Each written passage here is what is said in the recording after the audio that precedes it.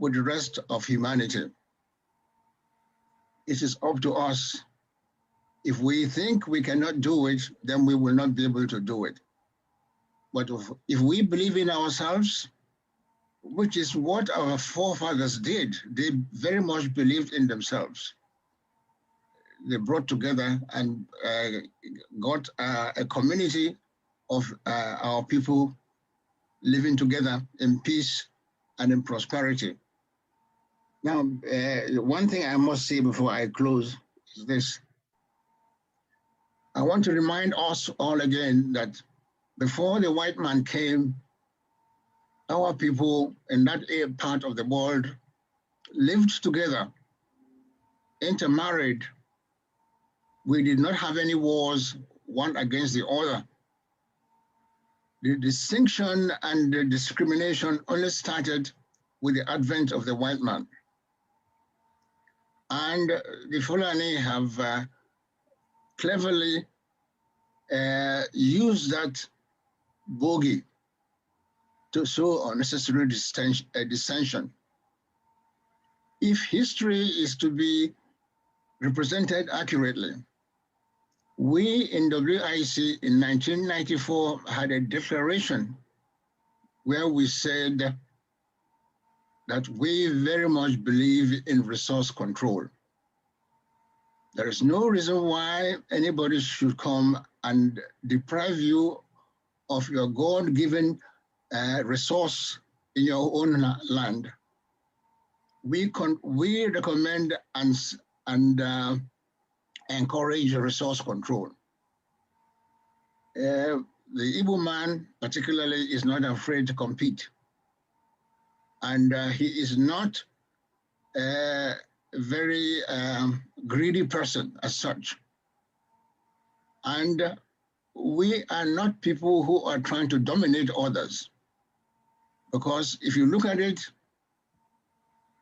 the Igbo control a lot of the economy in all parts of Nigeria. But do we participate in politics in those areas? No. We leave the politics to them. The Igbo are not trying to be governor of Lagos State or Kano State, even though they could have the clout financially to make it. But this is not our nature. We must be proud of ourselves, what we are able to do, and believe very much in ourselves. So as we go forward today, remembering those who lost their lives, let us pledge that their lives lost was not in vain. They are fighting for self-determination and for our people to be free. And that mantle must be continued and carried by us. I thank those of you who have helped to bring this thing together. And I hope that this is going to be an annual event that will be even bigger than what it is today. I'm going to be there with you. I don't know for how many more years, but God willing, if I'm called upon next year, I'll be glad to answer the call. Thank you very much.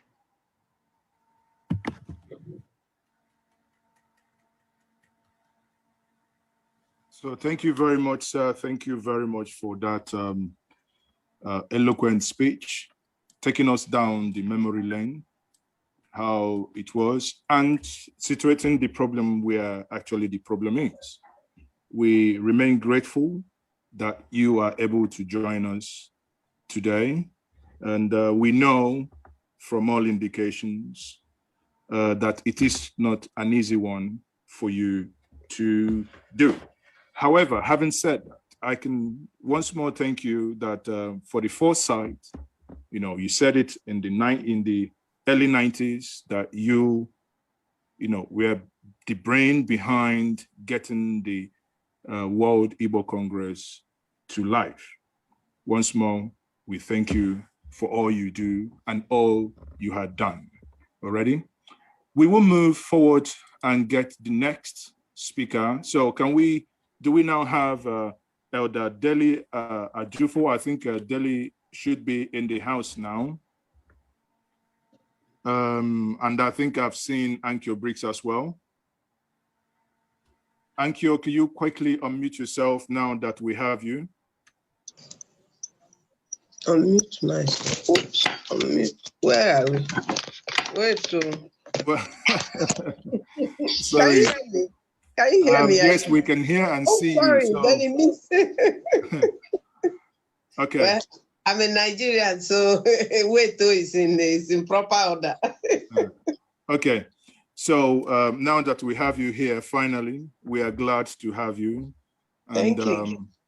You know, I think you now have the floor to address us for a couple of minutes. Couple of minutes, okay. I was, good afternoon, everyone. I was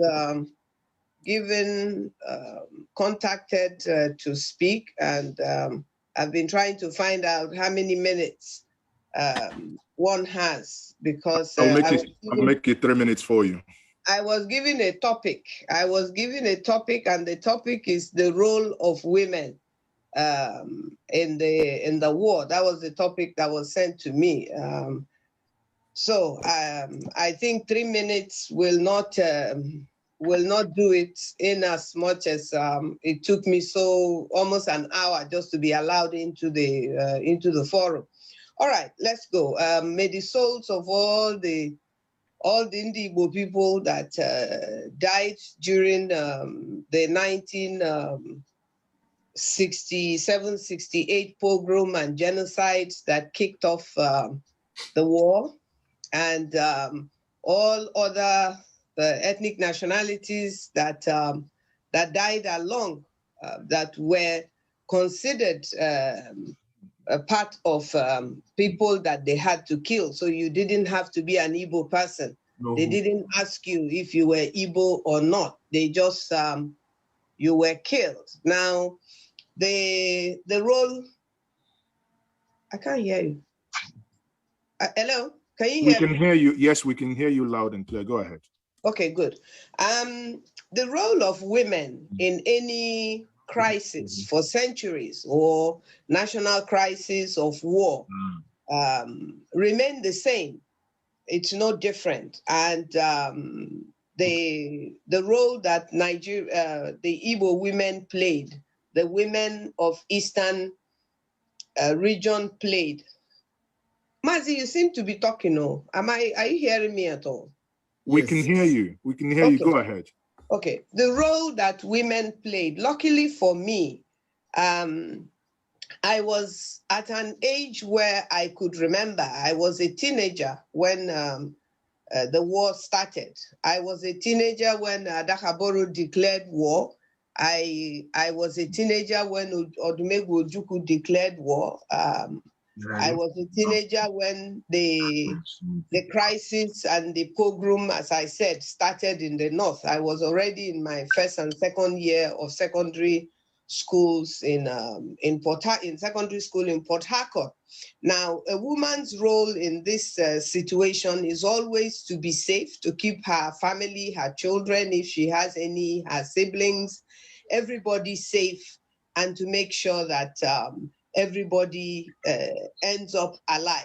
But we also know that women are the first victims of this type of crisis, and we now experience them as we are today in Nigeria. So the role of women definitely have not changed. It has become worse, because now rape of women, disregard of women have become part of the tools of war, if you like, when a war is declared anywhere in the world, as we hear from international news all over the world. Now, coming back home to Nigeria, where we have 6 geopolitical zones, where the former Eastern region is now split into 2 distinct, different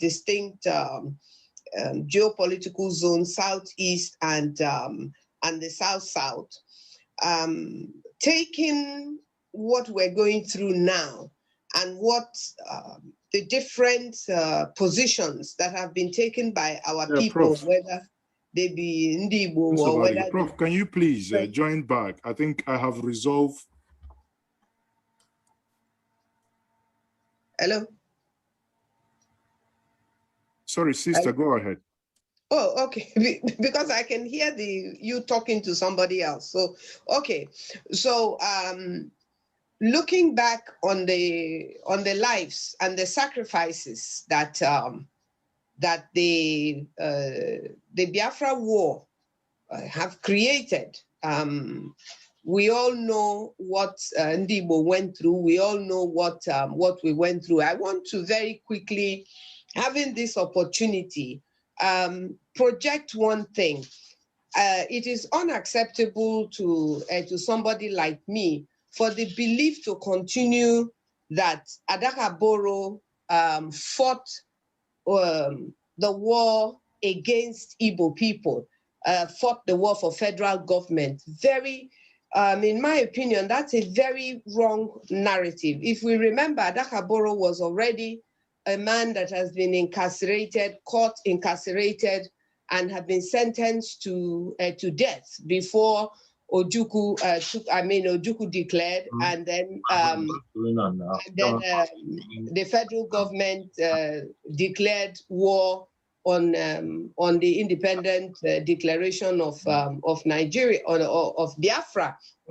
Now, I believe that what Adakaboro did is what any man will do when faced with the type of situations he was faced with. He was already on death row, if you like, and he was given an option.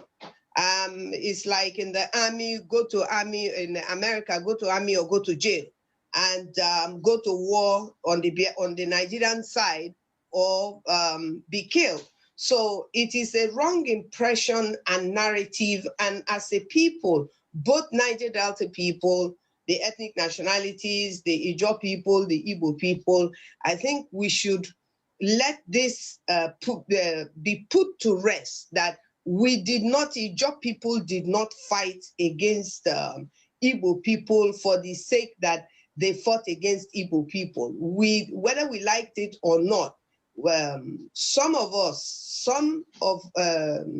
the then old Eastern region was caught up in the Nigerian side, and some was caught up in the Biafran side. Now, I was definitely caught up in the Biafran side.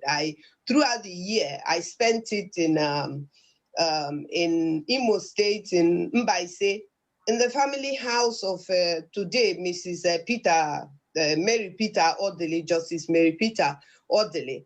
And so many of us have our stories to tell about the Civil War, and our stories are not different from anybody else's. It's just that our truth from where we come from is different from the truth of somebody in Lagos. When people in Lagos talk about the war, I mean, what are they talking about? If you were in Lagos, you didn't know what was a war that was going on in the eastern part of Nigeria before Rivers State was created. And if you bear in mind, Rivers State was created. It was one of the things that Adakaboro was asking for. Now, what do we do as a people that are from the old Eastern region, but today are in two separate geopolitical zones that we can do nothing about? We have to move forward.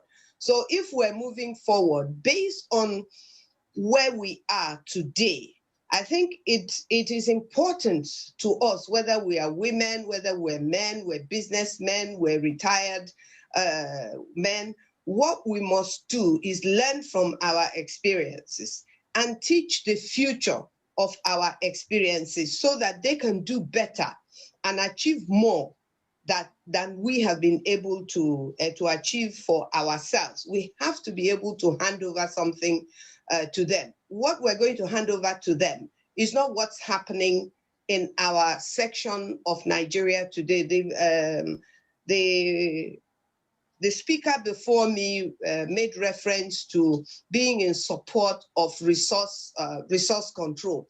Resource control is something that definitely, if we're able to have had resource control, it would have taken us further, far further away from the crisis that we are in today. Today we're hearing somebody has been shot dead in Owerri last night. This is a politician from a very far away place, and you begin to wonder what is actually going on. What, you know, this crisis, these killings that all of a sudden is going on in the middle of the night when our people should be asleep and safe. What is going on? Who is behind these things? How is these things taking place? And who, at the end of the day, is going to be held responsible, or whom are they going to decide to hold responsible? So we have a lot to look at as a people today. And the first thing we should look at is, how do we work together? Biafra is an experience that the Igbo world, the Igbo Congress, and Igbos anywhere should not forget, and should not forget to tell their children about it. I tell my own children about the war because I experienced it.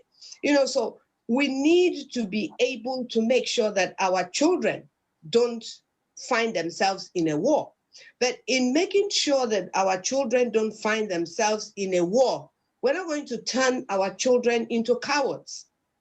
We're going to make sure that our children are able to get a better state, a better region than we have had in the past, 20 years since this Obasanjo's government came into being. Things have gotten worse from 1999 to this day. So what then is the future going to be like? Are we going to continuously have our people achieving greatness in the world of science, in the world of development, in the world of the economy, outside of our region? Let me not even say outside of Nigeria, outside of our region, so that all this capacity our people have is being invested in other countries, and rightly so, because they will be destroyed and killed here. There is no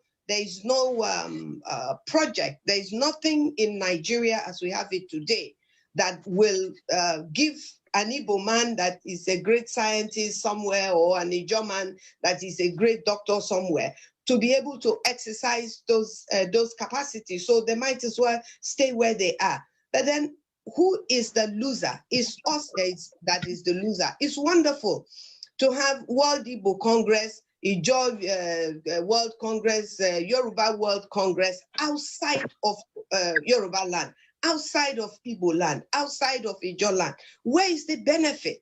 It's not our people that are benefiting. So we should begin as adults, as young people, as women, as politicians. We should begin to look inwards and begin to make the changes where we have made mistakes, and begin to know that without each other, we cannot really make it. But without each other does not mean I will impose my will on somebody else, or somebody else will impose his will on me. It is very critical for us today, especially, I believe, in southern Nigeria, that we have these politicians waking up from their sleep, their political sleep, waking up to the realization that it's not about political party, but about their people, about where they come from, about their states, that they're beginning to realize this, and they're willing to confront this, and that they cannot achieve anything if we, the people, are also not part of this process of making these political changes with the politicians. The politicians have been so bastardized, if you like, into fear in Nigeria as we have it today, that you have an Ankyo talking, Dele Mahmoud talking, Fani Kayode talking.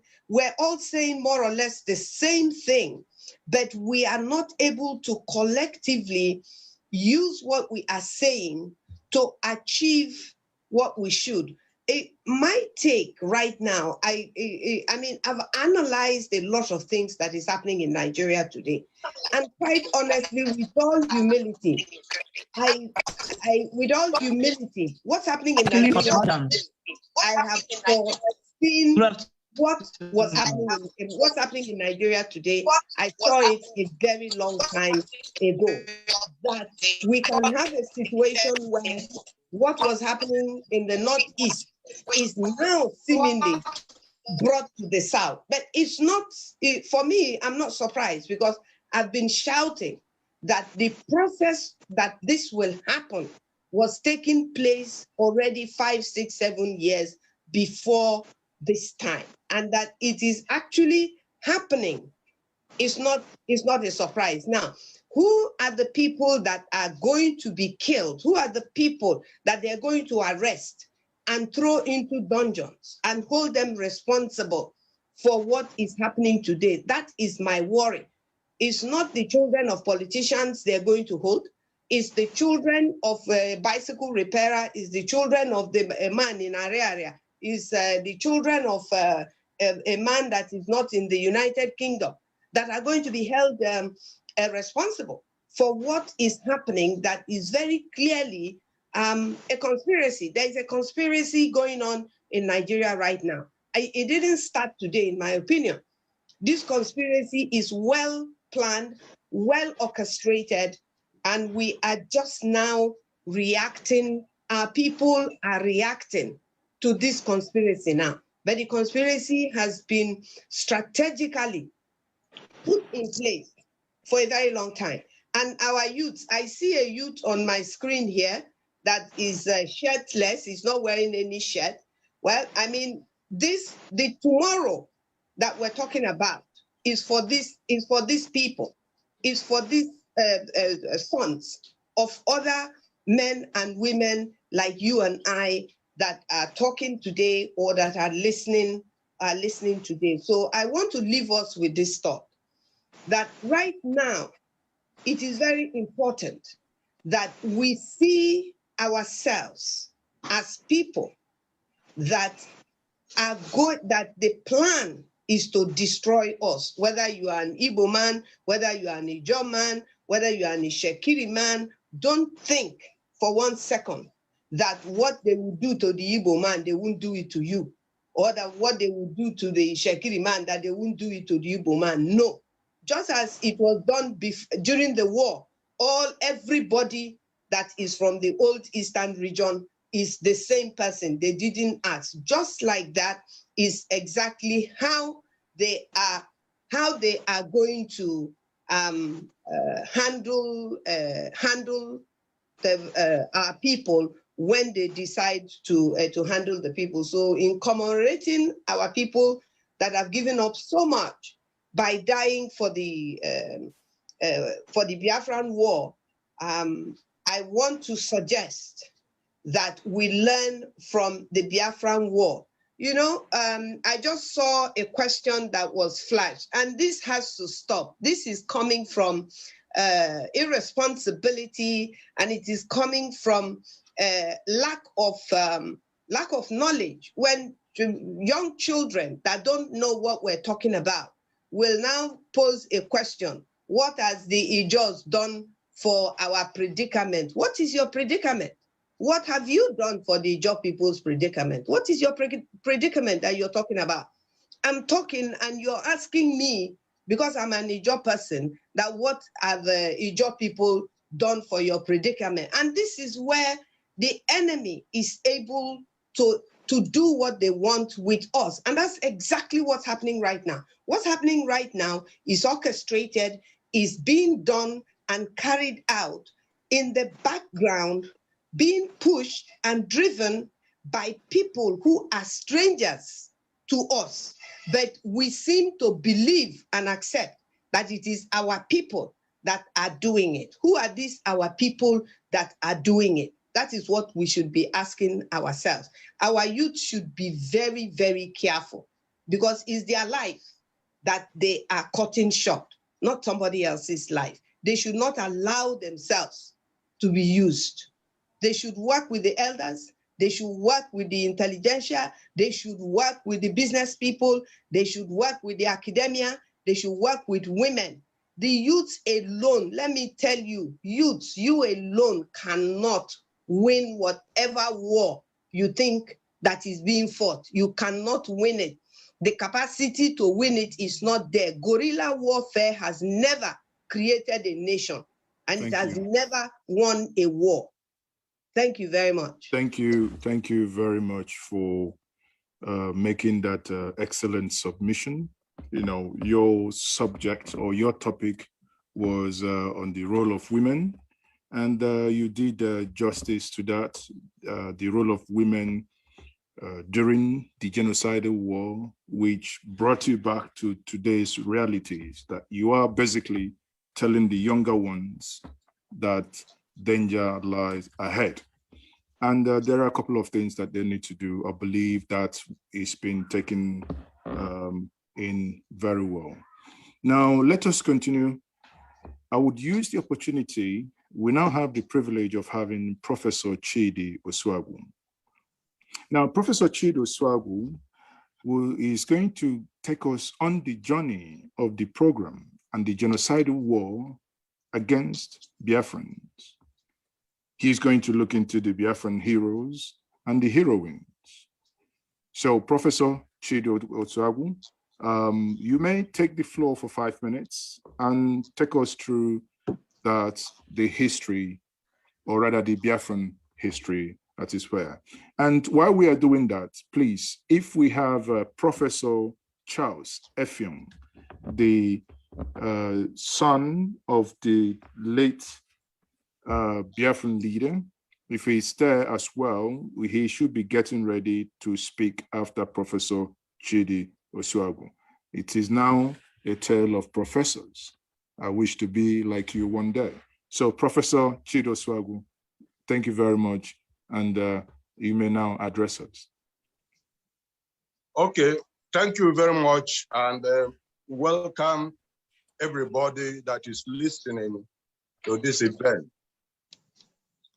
We are here to commemorate our heroes, our kinsmen, our loved ones that were lost as a result of the Biafra War of 1967-70. But we are also on the verge of a similar or a more horrendous crisis.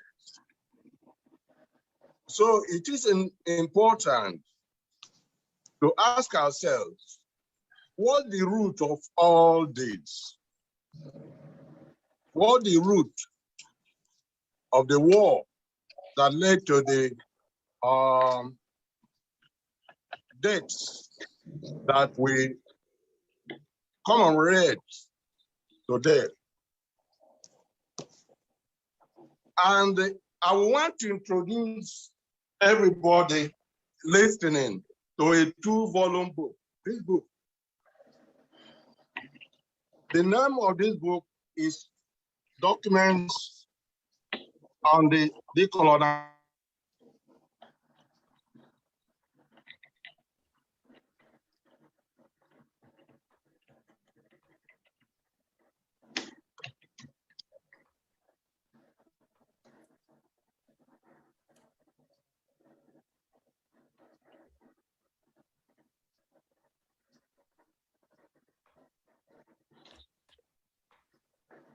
So I think we have, we probably have a technical challenge there. Prof, are you still there?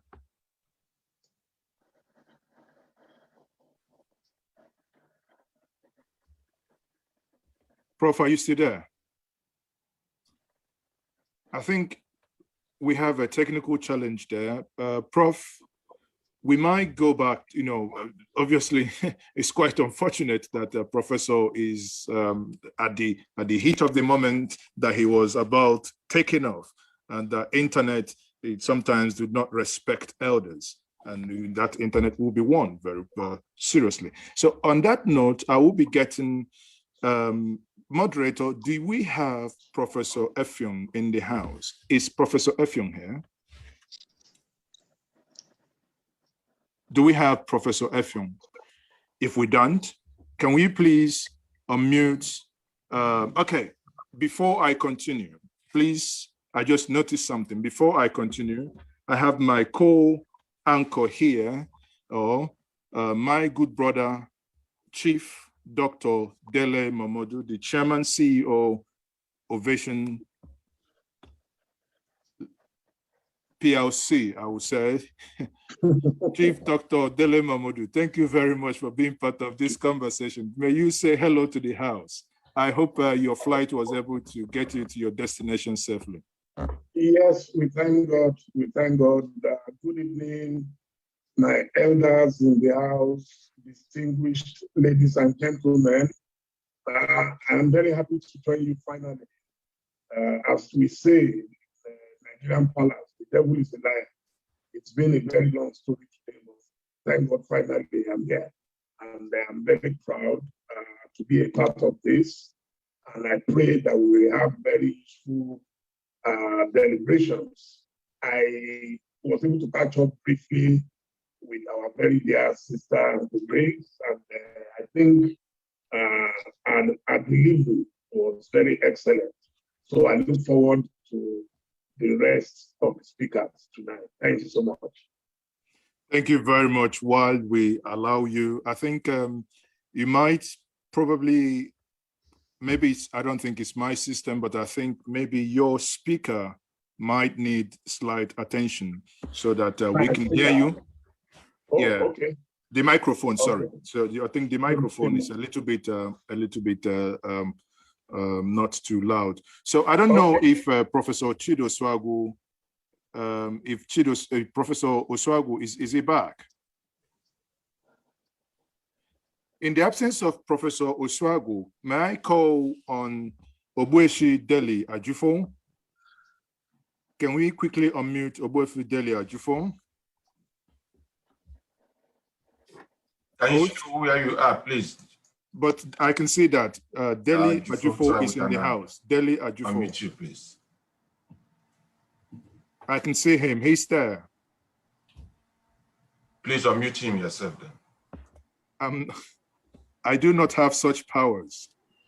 All right. Let's see. Can he continue raising up his hand, because I don't know. Deli Ajufo, D-E-L-L. If you just search in the search column, you will see him there. Deli. Deli, yes, Ajufo. He's raised his hand now.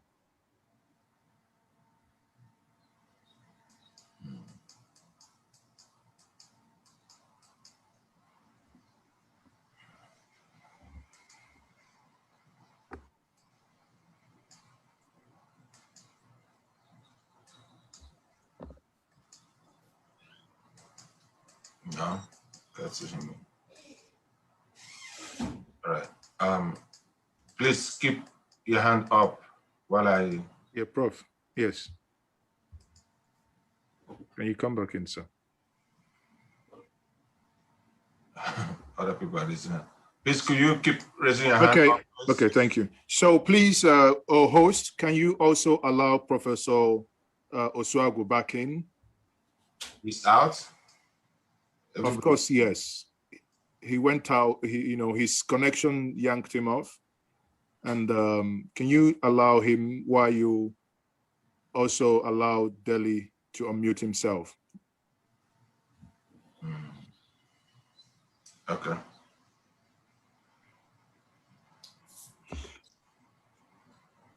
If you know where he is, please go ahead and do that, because I can't see that from here. I wish I had that privilege of unmuting. You have it now. Okay, thank you very much. So, Obueshi, you're welcome. I've now I'm gotten the wonderful privilege to make that happen. Go ahead, Obueshi. Mazi Tochukwu, you've been promoted. Thank God for that. When I was approached to appear on today's program, and I was restricted to talk about the Asaba massacre. I asked the person who came across to me, is it because I'm from Ibuzo in Delta State that you want to restrict me to talking about what is happening in my area? I'm an Igbo man. And what happens to the pot happens to the water. What happened to the Igbo man? In fact, what happened to every Easterner of old happens to us all.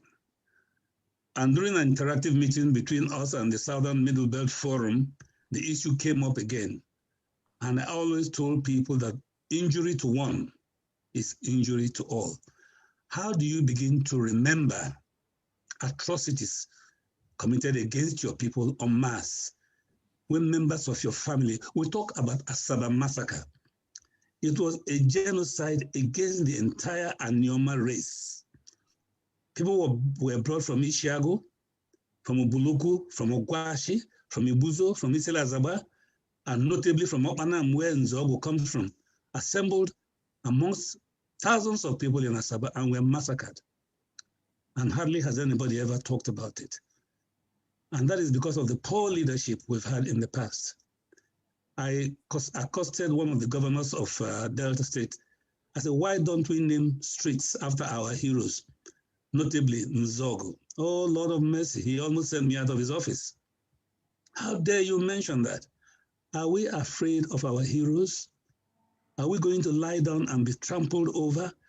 The northern oligarchy is a bully. And when they bully you, you run. They keep chasing you until you run into the river and no more places to run. I'm sure most of us know what happened in Asaba. I advocate history. Mazi, you and I have been on different fora where I insist that history must be brought back so that our children can regain the pride. I remember my mom telling me that she had me on her back in 1945 during the first attack by the Northerners against Southerners. I won't restrict it to Ndibo. She ran from where they call Terminus in Jos to the house. I survived that attack. The next attack I witnessed was in 1953. I was in primary school in St. Teresa School, Jos. Suddenly there was pandemonium in school. Northerners with machetes attacking everybody in school. There's a hill next to the school where we dared go because of snakes. But we forgot about the snakes that day. We took refuge into the hills. That was in 1963. Then, of course, I wasn't here during the war. There was the pogrom of 66 and 67. The hatred did not start today. When I came in, I think Ankyo was talking, and I remember what she said. This thing did not start today. This hatred, if we recall the words of Madam Fodio, he promised to give the Quran in the Niger, in the Atlantic Ocean.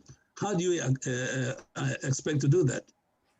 Then, of course, we saw videos of Amadou Bello being interviewed by a BBC reporter where he expressed his disdain for Ndibo in particular and for Southerners. This was in the 1950s. He even said that if there was a position in the North for employment, they would rather have an expatriate. And where there was no expatriate, they would take Southerners on contract basis. That was the modernization program. You begin to ask yourself, are we really one nation? Do we really belong to a community? If we are a nation, why shouldn't I go to Jos and work where I was born? But today, if I go to Jos, they tell me to go to Delta. I hardly ever lived in Delta. When I left Jos, I came to Lagos. From Lagos, I went to Europe. I came back, I'm living in Lagos. I hardly know my territory. I know my town because I visited. I know the Imo State, Abia State, by visiting. So we begin to decide, what do we really want in Nigeria? Sonny Igboho in the West has declared Oduduwa State. There is no police action against him. The last outing he had in Ondo State, he had the police outrider. I did not notice any governor chastising him or telling him that he'll go to jail if they found him. He walks freely. I have not heard of any attempt to kill Gani Adams the OPC leader, our Nnamdi Kanu, in as much as he has his own shortcomings, and I wish I could talk to him. You don't insult us and expect us to support you. You don't call us fools and idiots, such uncharitable languages. But I don't expect us to chastise him because the failure of leadership brought about people like Nnamdi Kanu. As of today, a governor in the Southeast is threatening to shut down shops of people who obey Nnamdi Kanu's order of sit at home. What is your business? I own a shop. If I want to shut my shop, it is my business. Why must I lose the shop? The one in Imo State is going around calling military to make sure that everybody who obeys the sit down at home suffers some injury. I'm sorry, I'm passionate about this issue, so I cannot be specific about things. But what I'm saying basically is that we in Igbo, in particular, must stroll our leaders. The problem we have, our so-called elected leaders who have become lackeys to the northern oligarch. If we attack them and make them realize that they are leading us astray, yes, I will join. I'm old, but I will join in stoning them with tomatoes, rotten eggs and tomatoes, perhaps to make them realize that we don't like the way they are governing us. If I'm your child and I'm misbehaving, would you send me out to the gurus to kill me? You will advise me. You don't bring outsiders to kill me. I know I have 5 minutes, so it's difficult to talk for 5 minutes. This kind of debate is something we have a hall, not even Zoom, where we'll talk. I'm asking Igbo to heckle their governors, troll their governors. Until we do that, they won't learn a lesson. They are the problem we have. Not Nnamdi Kanu, not IPOB, not Uzuko Munna, not any association in Igbo land, not global Igbo leaders. Thank you. So we have to go back and look at leadership in Igbo land. I believe that if Nnamdi Kanu could reason, you don't get restructuring or Biafra by fiat. You could also apply different tactics. Let your people form a political movement that can take power and do your bidding. Today we have the Scottish National Party advocating for freedom. You can see I'm wearing dark glasses. I'm currently in London. I came for operation on my eye. And nobody's killing them. The Welsh have started. And yet, the British, the architects of the problem in Nigeria, are not killing them. They are the master tacticians of the Fulani attack in Nigeria. So I'm advocating, if anybody comes to your house to attack you, please kill the person. Don't spare them. I don't care who he is. It is called self-defense. And you're empowered to do so under United Nations Charter. There are occasions for discussing tactics to defend ourselves, not on fora like this, but I suggest that every Igbo man, be it Kaduna, be it Kanu, be it Zaria, defend yourself. I don't know whether some of you will remember that some time ago in the 70s, I think late 70s, or was it early 80s, the Igbos were attacked in Biu in the northeast. They retaliated. They have had peace since then. The next time was in Kano, when Bayero was, I think it was the emir then. Igbos went to war in Kano. You can't chase us away. Your people are living with us, even though they're living like animals. And Bayero had to sue for peace. If you want peace, my dear friends and brothers and sisters, be prepared for war. If we're not ready for war, these characters will chase us until there is no place to hide. I rest my case. Thank you very much. Thank you very much. As usual, I wasn't expecting anything less. Having said that, I would say, Obweshi, Deli Ajufo, I thank you once more for being yourself and saying it the way you feel it must be said, irrespective of whose ox is called. Now, we will move back to Professor Chidi Osuagun. Professor, I think you're back. Let me quickly, can you quickly unmute yourself and, finish your contribution? I'm unmuted. Okay. Well, I'm sorry, my Nigerian factor, I got signed off. Now, but I was saying we need to get back to the root of the problems that we have been into maybe for the last 400 years. The problem that marks us out among the African people are people to be dealt specially. But for the Nigerian situation, we have to start with what the book I introduced here, British Document on the End of Empire, Series B, Volume 7, Nigeria. We get the following information from that book. They are declassified British colonial documents on the process of decolonization. Britain made a resolution never to grant regional autonomy to the Middle Belt. That is the root of the crisis, the wars, and so on we are going through.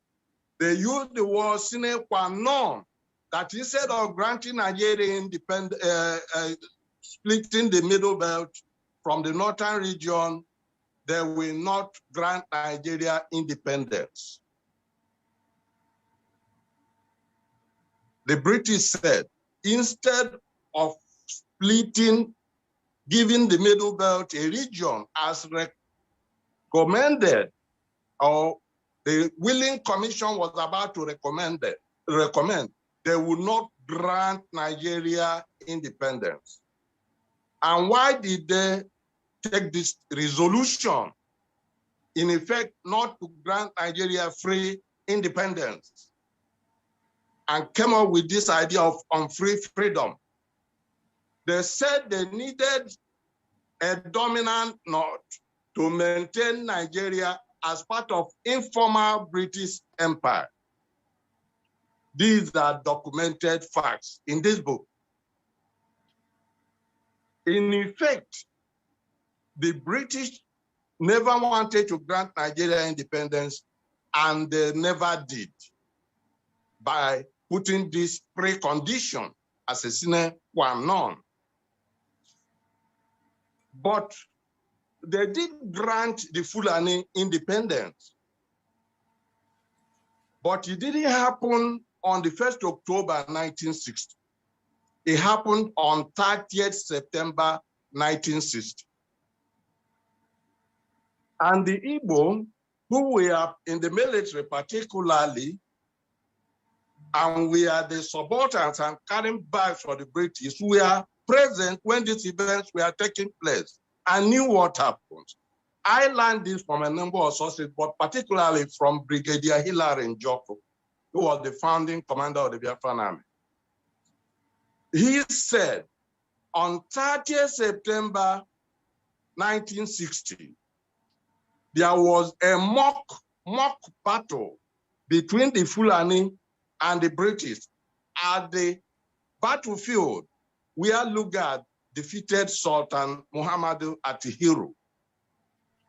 In this mock battle, as contrived, the Fulani defeated the British, and they ritually returned to them Sultan Atihiru's flag, which symbolized granting them, returning their independence, returning their sovereignty. The next day, they went to Lagos and did all kinds of abracadabra, but that was just for the show. In effect, September 30, 1960, the British granted the Fulani independence, but denied the independence to the racial element to this. They denied independence to the Bantus because there was a racial element to this.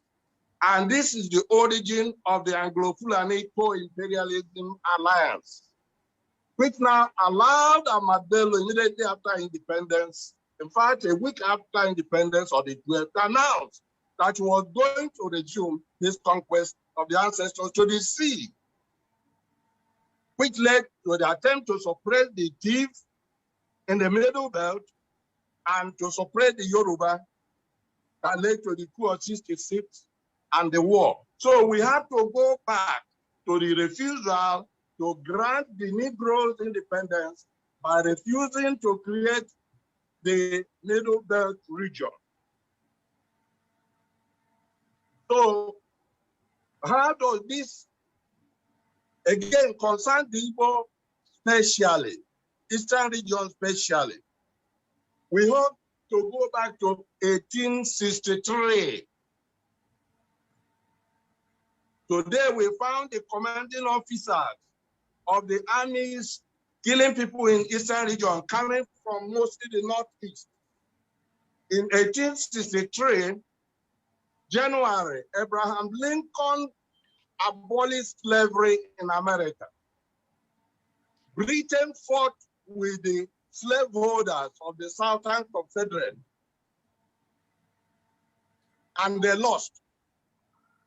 Once Abraham Lincoln abolished slavery, Britain decided to transplant slavery to Africa.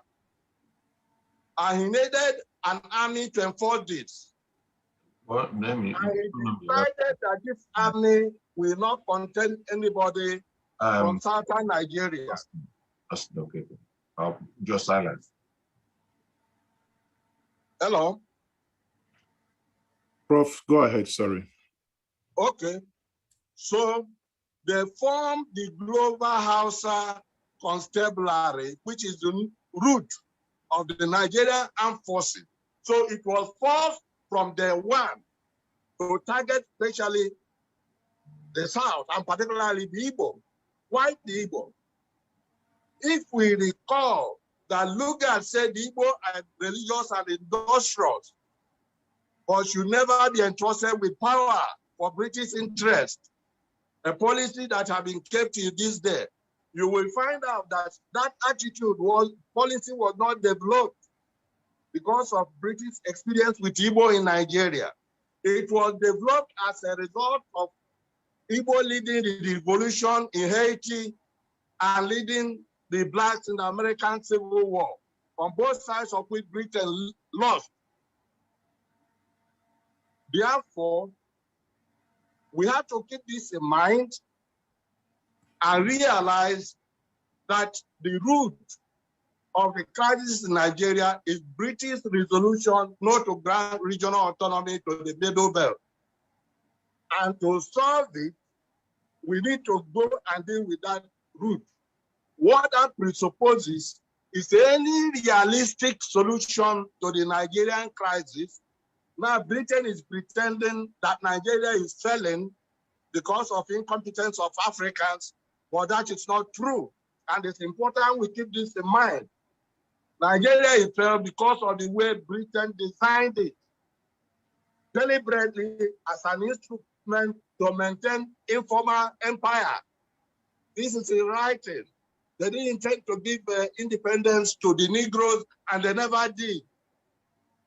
Therefore, they struggle to restore the sovereignty of the Negroes, of the Bantu, of the indigenous peoples of Nigeria must be acted on in alliance of all these black people, because isolating the Igbo will lead to Britain destroying the Igbo, because the war that ended us as Biafra War, as contained in this document, was planned by Britain to take place by or before 1958. Only the governor in the East, then Stephen, resisted and resisted and resisted so furiously that Robosi in Lagos was forced to support him, and the army commander in this supported him. So the war, the Biafran War, was planned by Britain before independence. It's documented. So it is important that our people go and read textbooks and read available information and stop reducing the Biafran War to a local phenomenon. It is a deep, deep, deep issue. And what is the basis of that issue? It is the struggle of civilization. in 1789, a number of things happened. There was the French Revolution, which abolished the best Europe could have achieved, trying to revive what the Greeks borrowed from Egypt. That was the French Revolution. In the same year, Olade Equiano wrote a book describing the Igbo Edema system as paradise that we needed to go back to. In the same year, George Washington became President of America and decided to adopt African war system as model. That's the meaning of the Washington Monument. It's an Egyptian obelisk, and it has meaning which we understand. And those are the things that guided the Igbo, either in Haiti or in America or in Africa, to lead the Africans to resist the British system. And this is why the British marked us out. We need to understand it. We have to go, if we must secure ourselves, secure the black race, we must pursue Biafra within the context of pan-Africanism. That's the Grand Biafra, against Petit Biafra, which in fact the British one. Recently, the British embassy here was describing Biafra as Southeast Zone, and then the 5 Southeast zonal states by name. But that is not Ojukwu Biafra, as I understood when I delivered Ojukwu's 70th birthday lecture. We need to understand these things and get our young people to expand their knowledge and horizon so that we will keep Grand Biafra in view while struggling for Petit Biafra. There's nothing all this Fulani or whoever will do to us, except that the British are behind them. Thank you very much, Prof. Documented. They will not give up. Thank you very much. Thank you very much, Prof. Sorry, I must interject here. You know, the thing about Prof is that it is always a pleasure to listen to you. And that's why I have said to you in private, Prof, you must oblige me for 2 hours on my show where we will look at all these things, because, you know, you are a moving library, and I appreciate your knowledge and I appreciate your delivery, Prof. Thank you once more for the sound delivery you have given to us this evening as it were here, or yes, it is already after 4 here. So I will get to the next guest. I do not know if I have Professor Effiong here, please.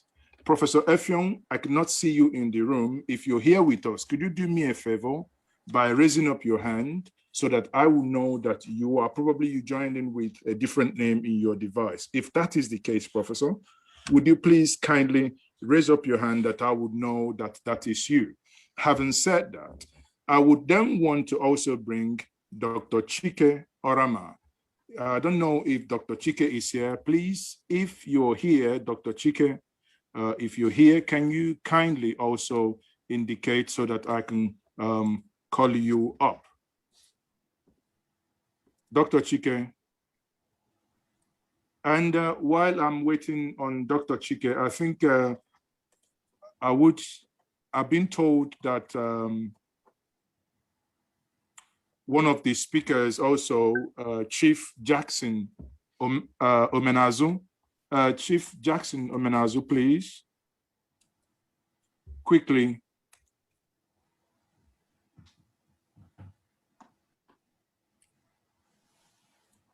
Are you there? Chief Jackson. Can you raise your hands up, please, if you may, so that it will be easier for me to, okay. I can see that the Chairman, World Igbo Congress, Professor, sorry, okay. I don't read lips, but I can see that you are trying to talk to me. Professor, I was trying to say for me to be unmuted. Now I'm unmuted. Okay, sir. Go ahead, sir. Yeah, you were talking about Dr. Chico is okay. I mean, Orama. Yes. He's taking the floor right now. Okay. Dr. Orama, please. Is he there with you? Yeah, he's here. He's going to share his screen. I was looking for him somewhere else. Thank you for rescuing me. He needs to share his screen and let's Nashville. Okay, let's quickly allow him to do that. He was listed to play a clip. I think he can do that now. He can do that. Okay, go ahead.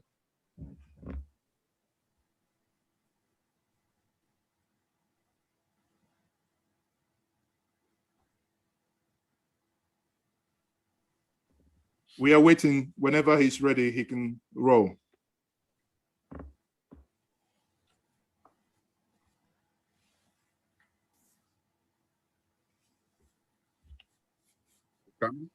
Yeah, come.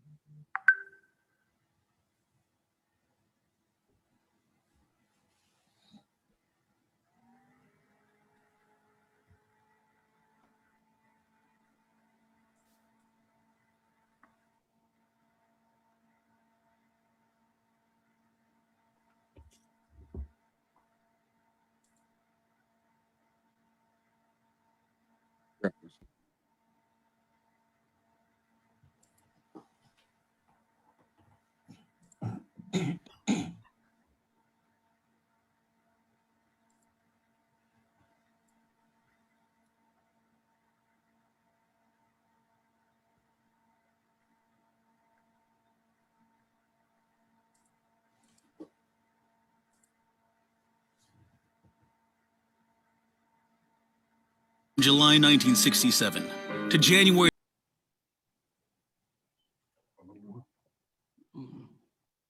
No.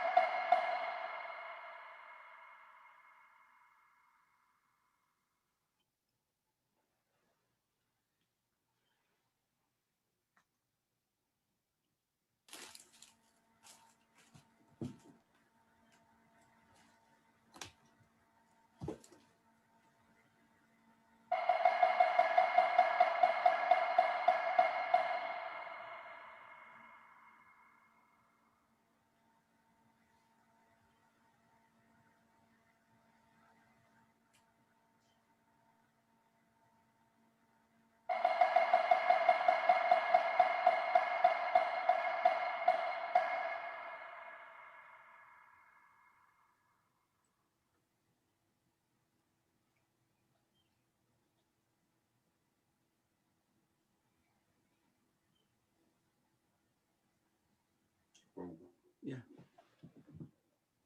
All right, my people, images speak for themselves.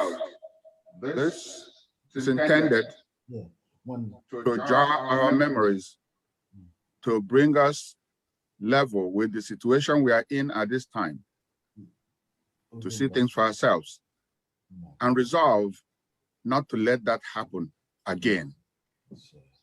Back to you, Mazi Tochukwu, okay? Thank you very much,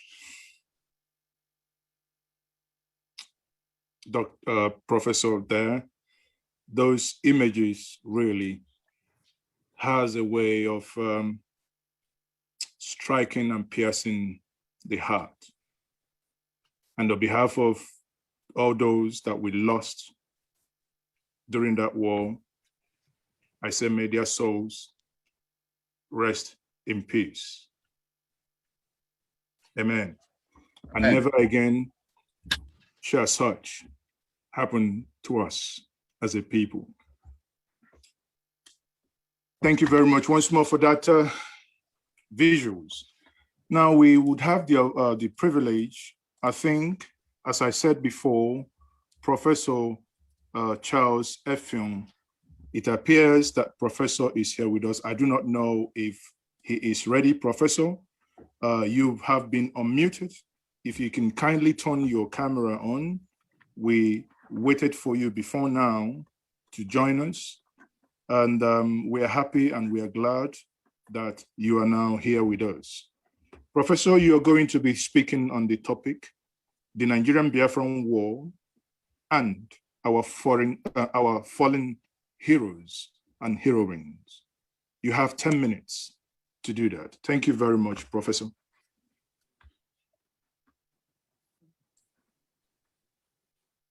Professor Effiong. Maybe because Professor Effiong just joined us and probably trying to settle down, I would probably have to mute him back and go to the next person. Now, do we have Okenze? I think I was told that he was ready before. And also I want to use the opportunity to welcome Dr. Akin Fapohunde. Again, he's going to be having his session on collaboration and solidarity. I don't know if Chief Jackson Omenazu is ready. Jackson Omenazu, if you're there, if you're ready, can you please take the floor? Kindly unmute yourself, Chief Jackson Omenazu. Thank you very much. You've now been unmuted. You can go on, sir. Yeah, good evening, everyone.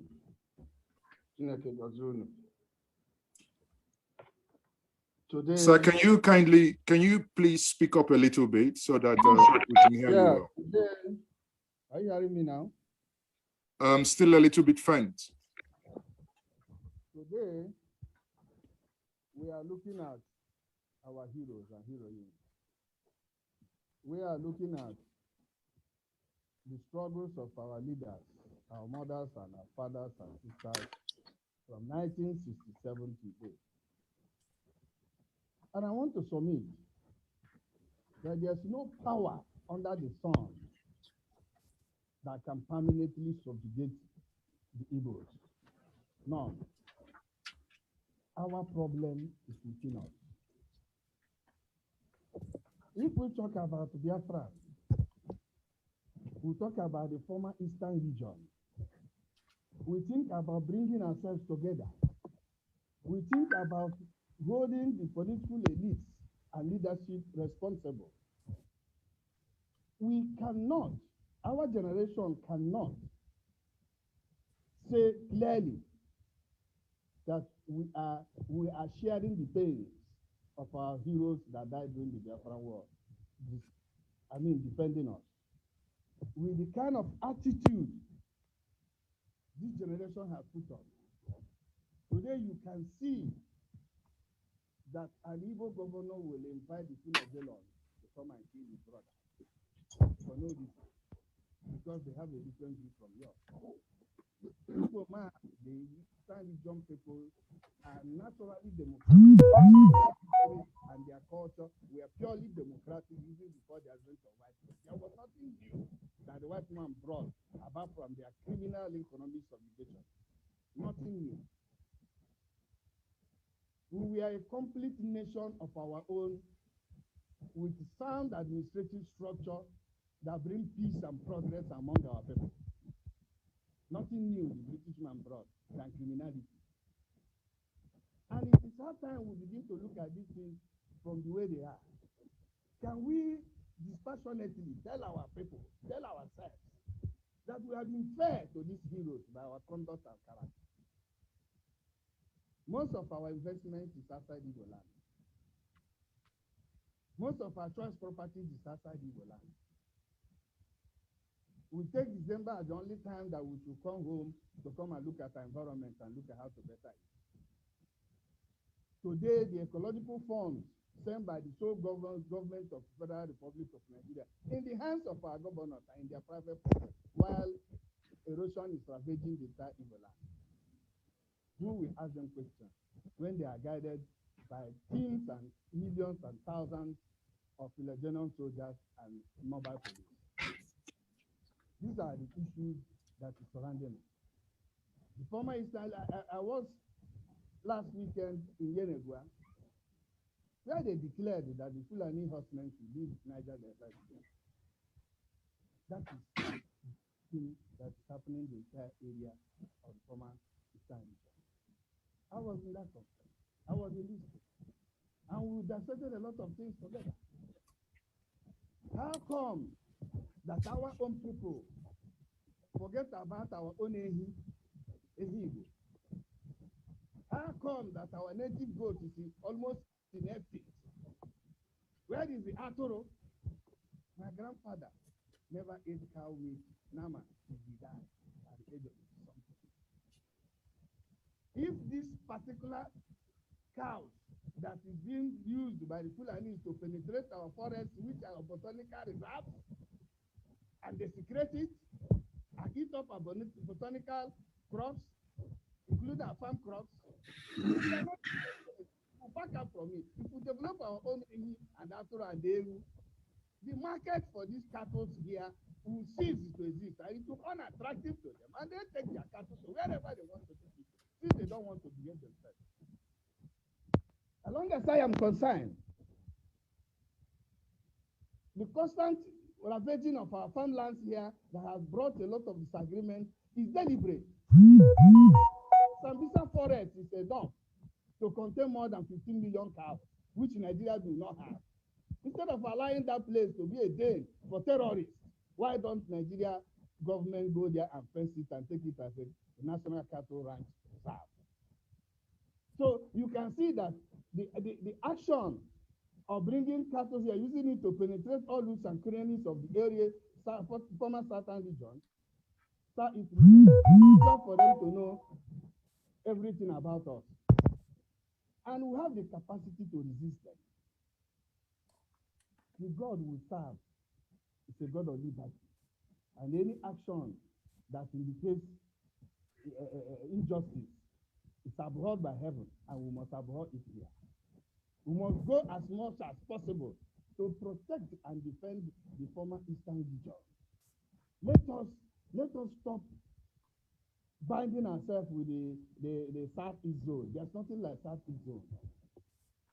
I was with the former Senator Parker in Yenegoa 2 years ago. He told me that as a chief senator, the senator of this section, that they made a meeting, the senators from the former Eastern region, that they should give them a place to build in Enugu State, where they can from time to time meet and look at the former Eastern region, how they have made progress and where is their shortcomings.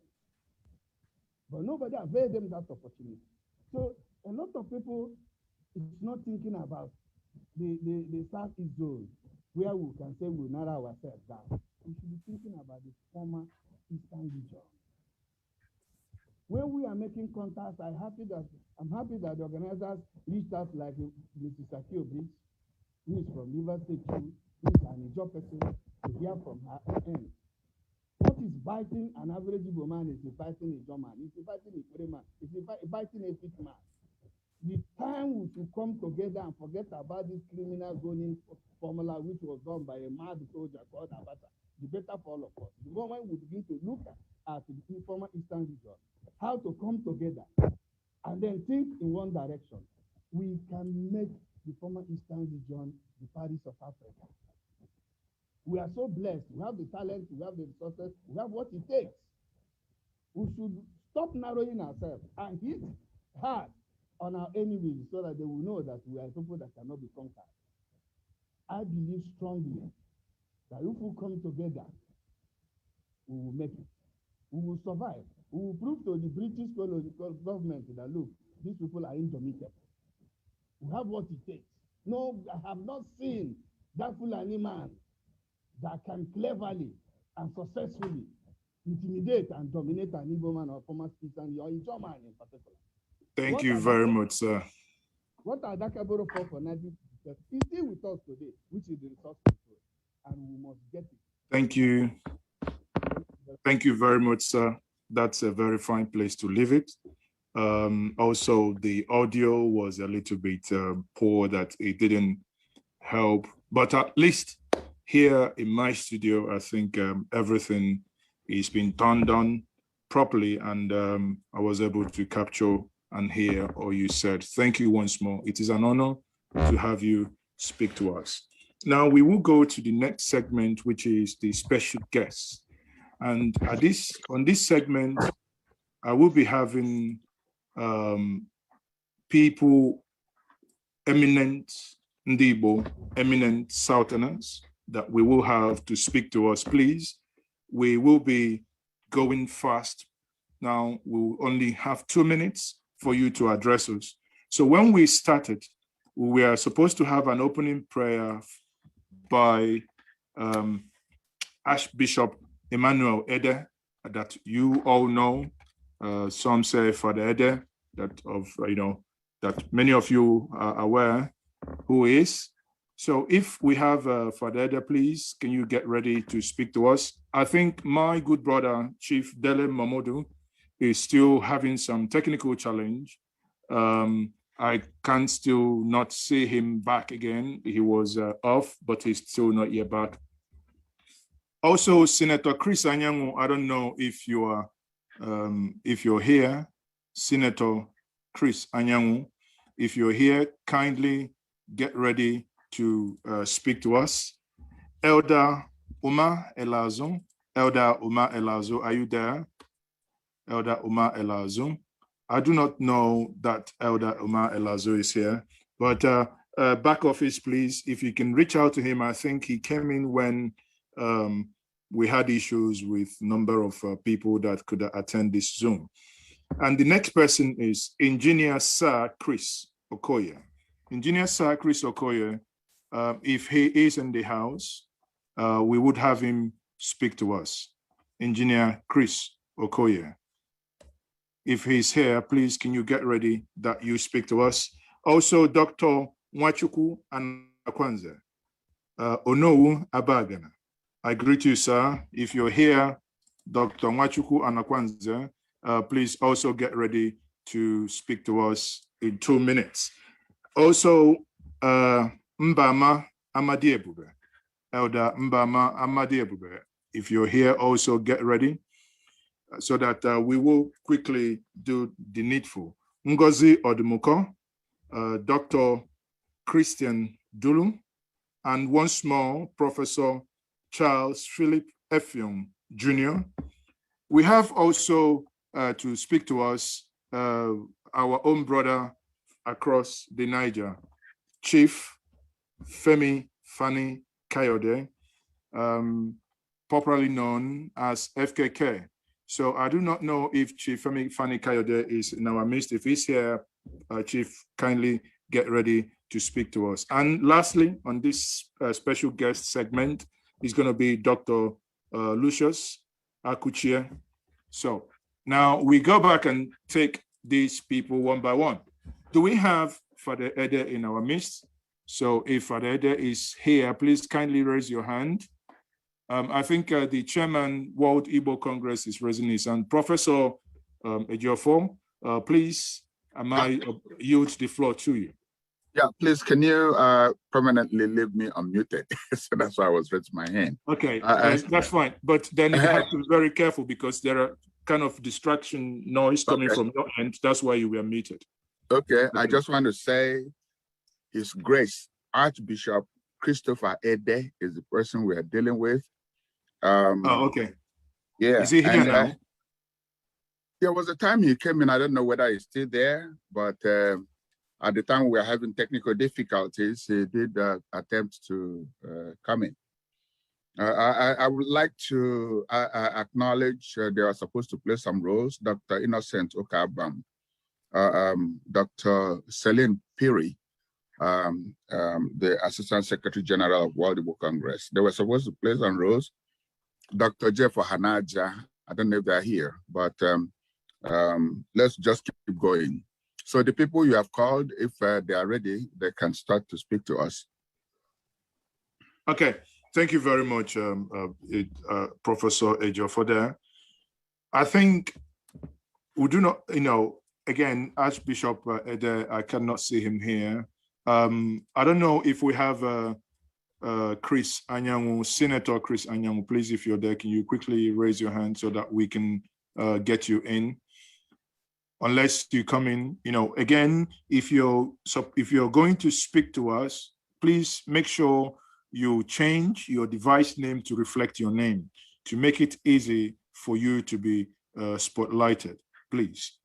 Okay, if you're there, can you quickly, I have a couple of Chris's here, so I do not know which is which.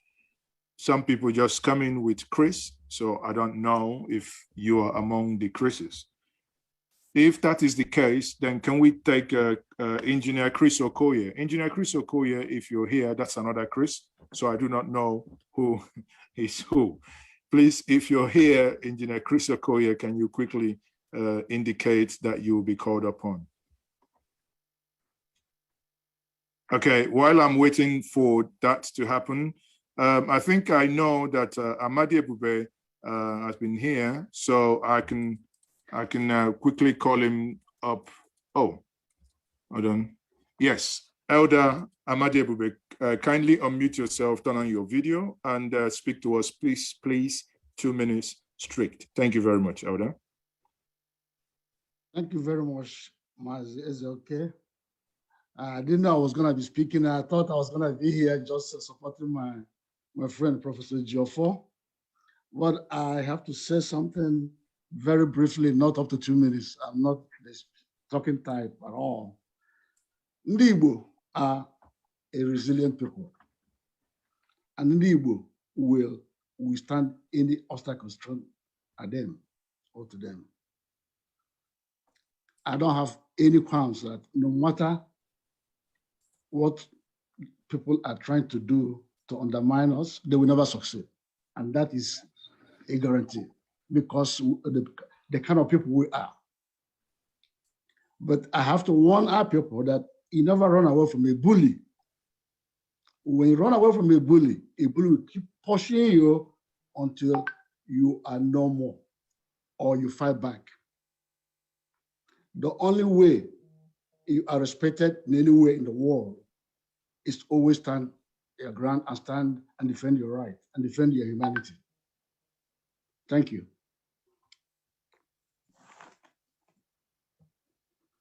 Mazezeke, I think I'm done.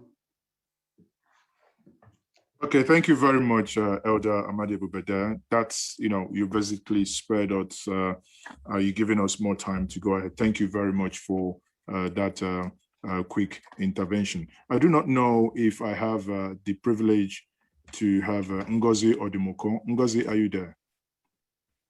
I have two Ngozis there, so Odimoko, please, which one? Can you raise your hand so that I will know if you're there? Ngozi Odimoko.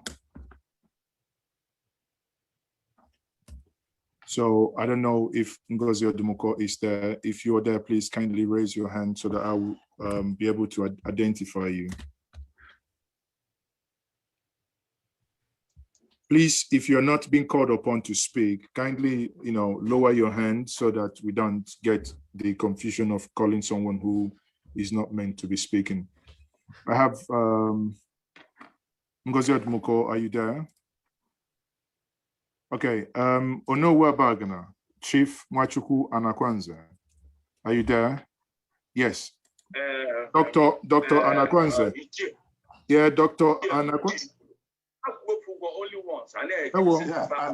Dr. Anakwanza, you've been called upon to speak. Sorry, I think. Okay, so Dr. Anakwanza is yet not ready.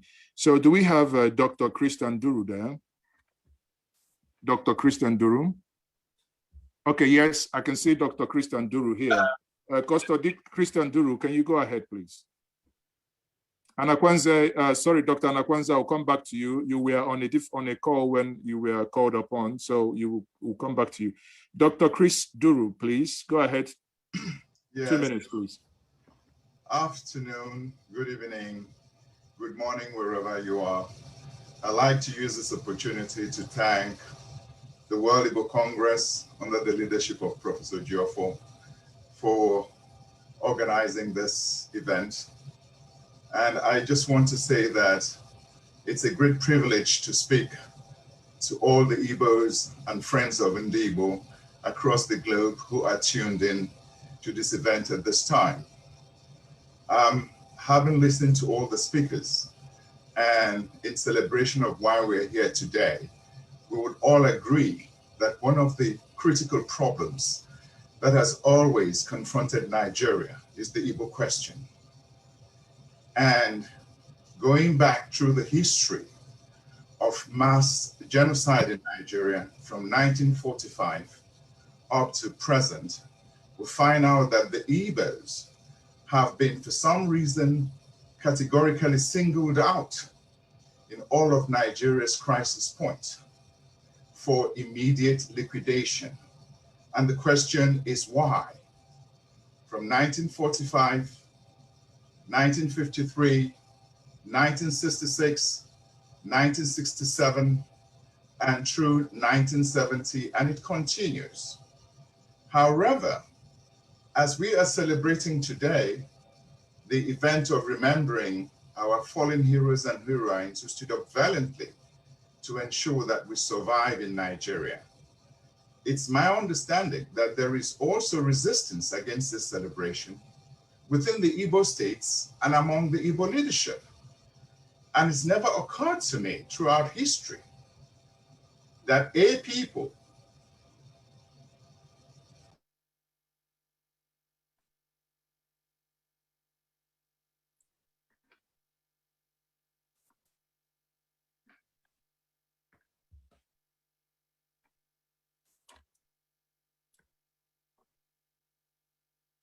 Unmute. What happened? Doctor, go ahead. It's back. Can you hear me now? Yes, go ahead. Okay. Well, as I was saying earlier, there is apparent resistance even among the Igbo leadership within the Igbo-speaking states and in a good number of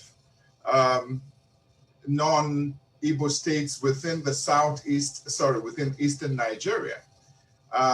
And so the question that comes to mind is, why is there resistance by a certain category of leadership in Igbo land for simply remembering, for a people remembering their fallen heroes?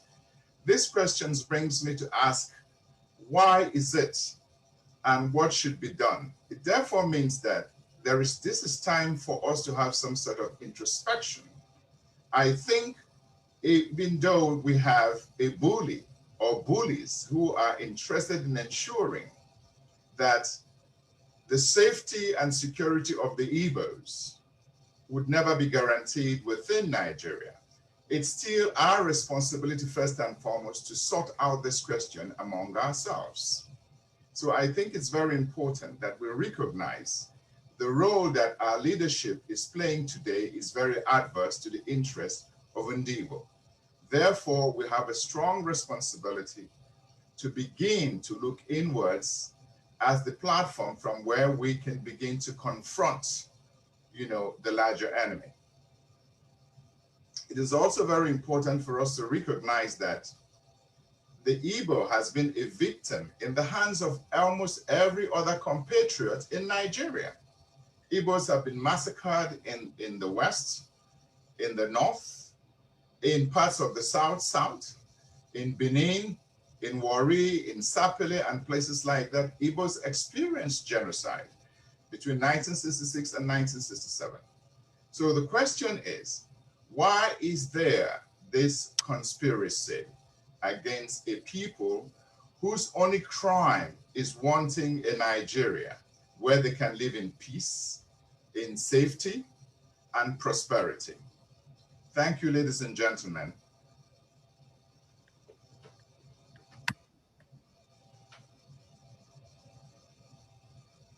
Yeah, thank you very much once more, Dr. Dare, for the brilliant advice. Now, and the insight you have given. May I use the opportunity? I think, Dr. Anakwenze is now, I believe, Dr. Anakwenze. Dr. Anakwenze, are you there? Let me in, open up. Dr. Anakwenze, we're here. Unmute me. Of course, you are unmuted. Can you hear me now? Can you hear me now?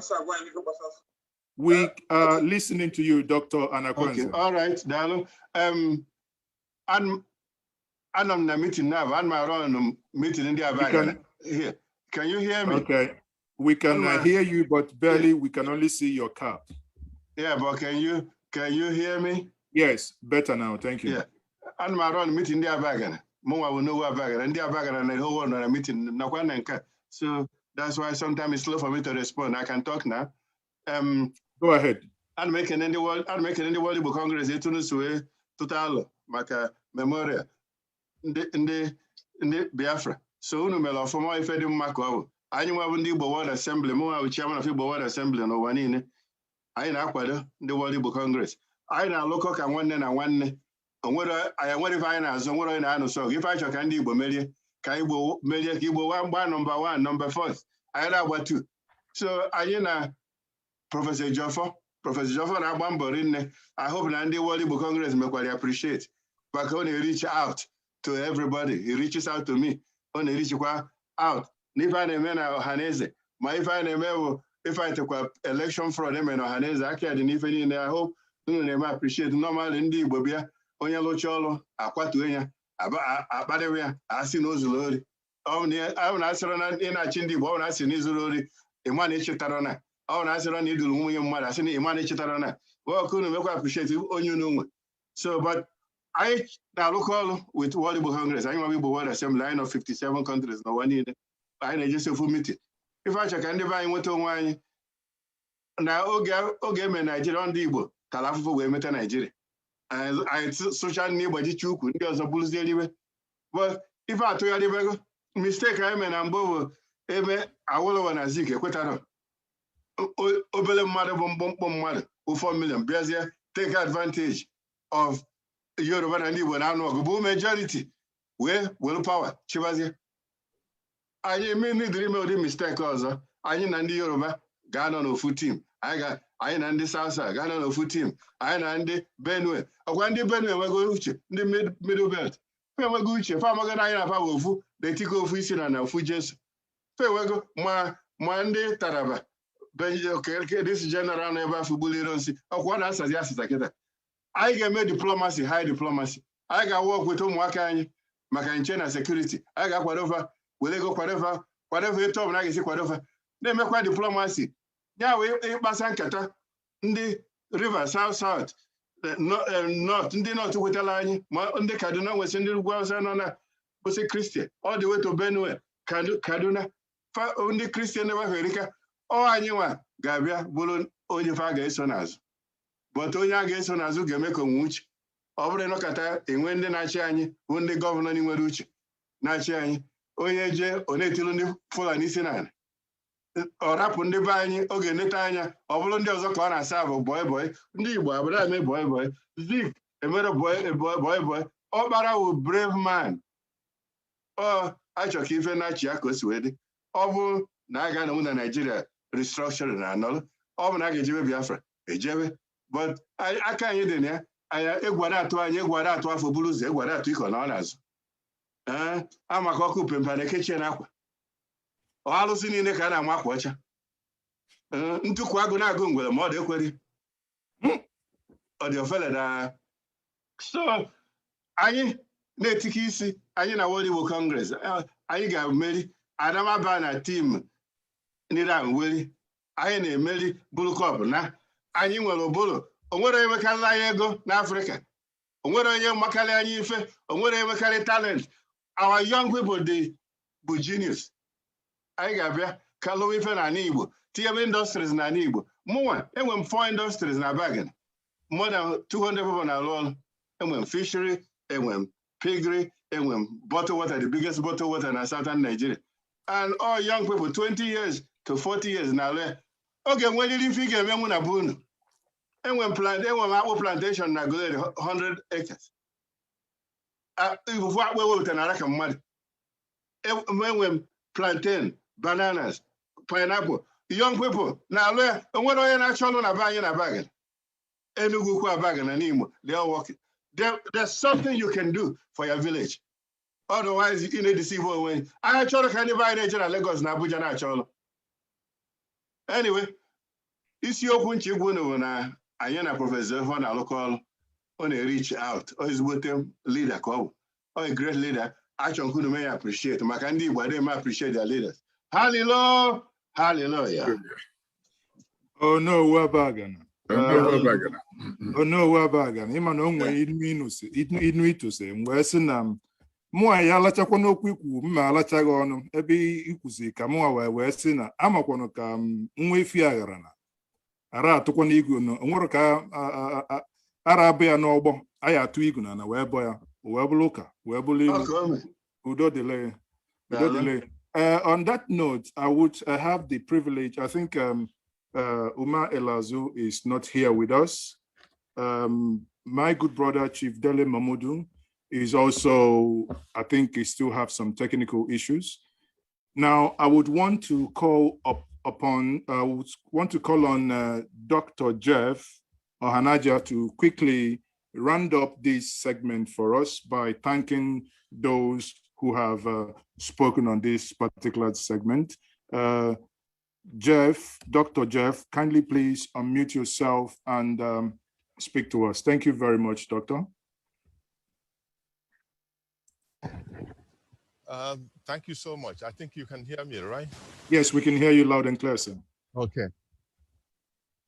Well, it's been a long day with all the few technical issues we have that we have overcome. Because I may arrive at least a critical mass where we have been able to listen to most of our speakers. And so to appreciate and acknowledge our guests and the speakers, I will also, in line with that kind of appreciation, thank the board of directors of World Igbo Congress, committee members, the executives, members of the House of Delegates, our participants. I particularly excited about some of the angles Ejirima approached this conversation. Well, quite a few of those we anticipated did not show up, but only significant aspects that are worthy of mention. One important one by Ogbueshi Ajufor, who says, at least for us to understand really that unlike other states in Nigeria, the Yoruba they criticize their own people. Whether I'm warmer or more really.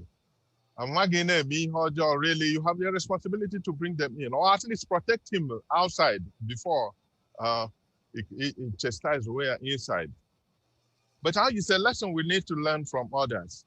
For the simple fact, really, that Ane treat with iron hands. The same thing Ane men at Southeast, whether I'm or ESN or any other outfit. Ane me and Yoruba land. Ane me and South. But Amachibele, Nigerian soldiers to go and kill. Their governors have not invited them to come and destroy. And so it is totally unbecoming of us, really, if there is nothing else we can learn from this lecture tonight, or the exposure of the deficiencies as Ndibo, who can be part of the detriment in terms of the struggle for survival. And so I can't even say much about Professor Chidi Osagwo's historical analysis and the angle Ojima approached this particular discussion.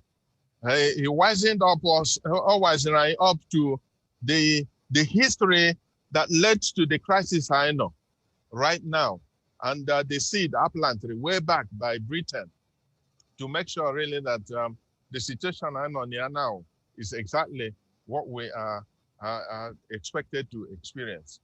Now, we'll talk about emotionally charged image of the Biafran war victims. Umaka Kwashioko. If anybody not in this audience was not moved by this tape, really, I don't know else. What else will move anyone? If for the exposure of Umaka had enough to cause anyone to bleed, really, and decide, say, whatever it takes, we are going to be committed to it, I don't know what else. The story was totally told and captured within that kind of environment. Dibo, Asofala, annihilation, really. And now my brother going to Jufor too, who talked about genocide, Nanyoma, and the history of capture, really.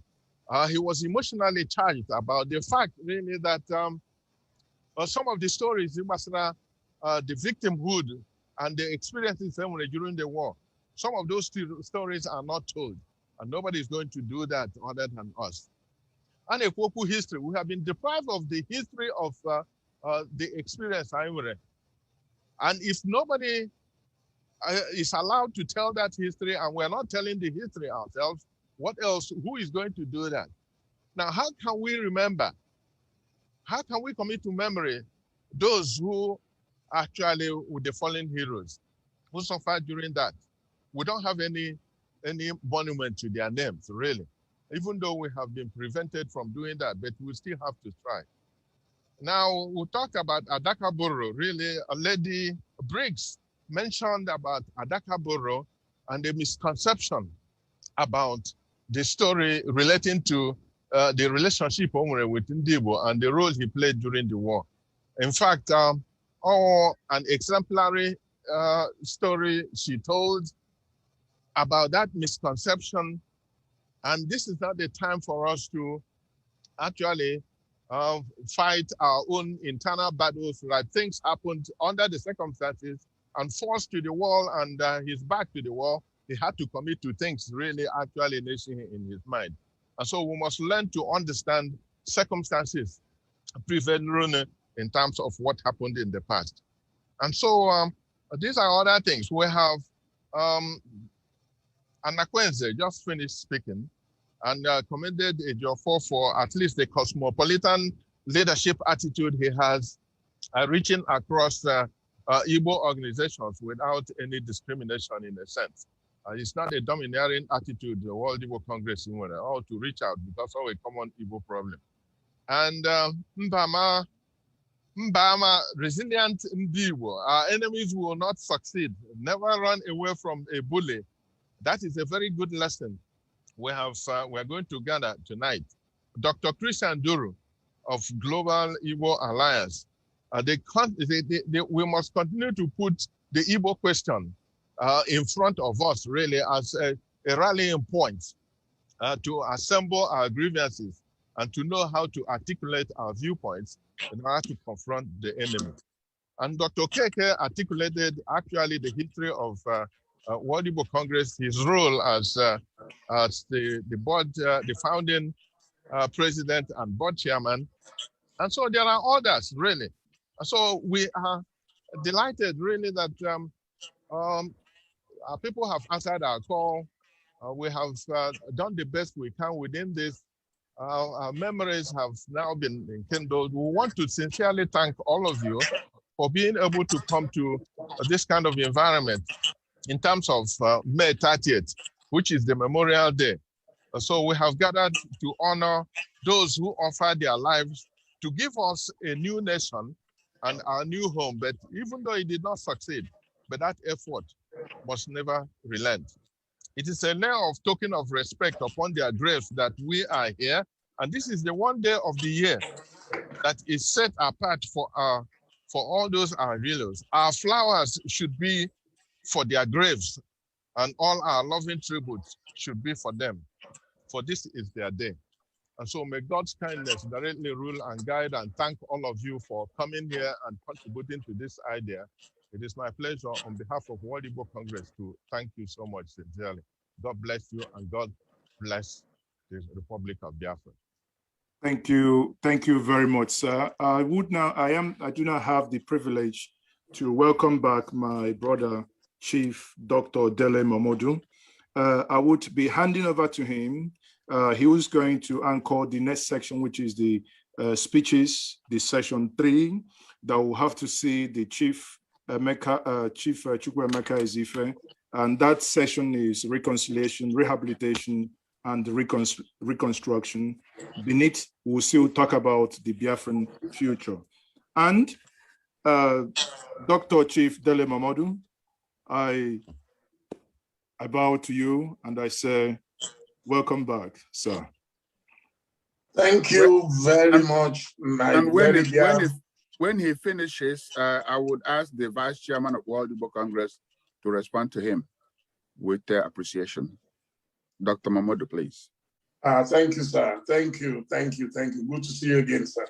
Good evening, my elders, my distinguished brothers and sisters. I've been waiting here and I've been listening very quietly, but with keen interest to every speaker. And I must say that I've been thoroughly educated today about the Biafran situation. I've always been a friend of the Igbo people. One of my earliest prayer warriors, we called him Baba Fine Face, while I was growing up in Ife, was our spiritual warrior. He prayed for me every time I was sick. He would pray, he would lay his hands on me. And that was my first contact with any Igbo man. And when he went home for the Biafra, his property was kept intact for him. We even thought we had lost him, but mercifully, he came back and he lived for a long time before he passed on. Now, to what we're doing here today, let me again thank all the members of the World Igbo Congress for this opportunity. I'd attended one of the congresses in Houston, Texas, about 19 years ago. I understand it to be 20 years next year. And I look forward to joining you in Austin, Texas, by the grace of Almighty God. I believe that I should start by thanking a few people for initiating me and inducting me into this association that is stretching our hands from the Southwest to the Southeast and so on and so forth. And I must start with my friend and brother, Chief Femi Fanikayode, who I called last year when I wanted to reach out to Mazi Nnamdi Kanu. And from Femi, I'll go to my brother, Mr. Ngozi Odumunko, an amazing soul who was ready to work on the link to Mazi Nnamdi Kanu. And I eventually got Mazi Nnamdi Kanu, and that interview changed a lot of things for me and for a lot of people, especially in the Southwest, who believed that everything about Biafra was just rabble-rousing, noise-making. But after that educative interview, everything changed. And since then, I've been working very closely with every one possible to make sure that this linkage can continue. So I thank them for that. I would like to ask, what lessons have we learned from what happened in 1967 to 70? I would love to see people answer that on this forum today. How far are we willing and ready to go to have the liberation of those who have been treated as second-class and third-class citizens in Nigeria? Because it is obvious that some on seeing others as second-class and third-class citizens. How far are we willing and ready to go? 3, how can we achieve our goals? Is it possible to achieve our goals without bloodshed? I put this question to Mazi Nnamdi Kanu, and his response was that yes, it is possible if a referendum is allowed. I don't know why a referendum, as we are making a fetish of it in Nigeria, whereby people believe that we should not even attempt it. Those who are calling for a referendum are those who do not want war to break out again because of what happened in the past. So how do we get that referendum going? Then when will the South, and now I'm not talking about Southeast, Southwest, or South, when will the South and Southern people be ready to work together? Because there is this fallacy that the North is a monolithic North. It is not true. The North has so many tribes, just like the South has so many tribes. But the problem is that for as long as some Southerners are ready to be a willing tool, I know that right now some people are already clean up, they want to be vice president to a Northern presidential candidate. So how do we deal with that situation where the entire South plus part of the North Central, because I contested to be president of Nigeria, and I know you cannot make it unless you're able to lock down 4 regions out of 6 regions. So there are those who don't believe again in Nigeria. It is their right because they can see that there is no road ahead. Of course, there are also some who believe that we must manage what we have. In the meantime, that while you are cooking the meat of an antelope, you must make do with some groundnuts and popcorns. So I'm a Democrat, so I will give opportunity for both sides. Then the Igbos have been marginalized, and what is responsible for this is the fear that the Igbos are too brilliant, too gifted, too energetic, and they are like the combination of the Japanese, the Chinese, the Korean, and the Indians. And as such, if allowed to thrive, they will be the greatest. They will be the greatest race and tribe on planet Earth. So that jealousy is there. Finally, I think the problem that the Igbo nation must address urgently is the fact that those who are pulling the Igbo down are the same people who call themselves Igbo leaders. You can see that even in the middle of all this crisis, some people are still saying Muhammadu Buhari is the best thing that ever happened to them. People are still crisscrossing and moving from frying pan to fire. So how do we deal with all this? Thank you so much, and God bless you. Now that I've made my own comment, I would love to go straight away and find out if we have Chief Chukwemeka Esefe in the house. I don't know if he's here now. The Okwadike Igboku. I hope I pronounced it well. You've done your best. Thank you. I think we do not have Dr. Chukwemeka Esefe here, but I think Professor Charles Effiong is there, so you can. Who is there? Professor Charles? Effiong. Okay, Professor Charles Effiong is here. And I hope that we have Mazi Nnamdi Kanu on standby if he can, if he's watching.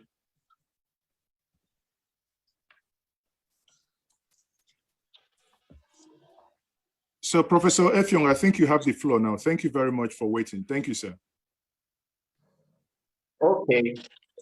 Are you hearing me? Hello. I can hear you, sir. Okay, you can hear me. I want to correct, sorry, the impression. I'm not Professor Charles Effiong. I am Barrister Charles Effiong. My junior brother is Professor Philip Effiong, so there must have been a mix-up somewhere.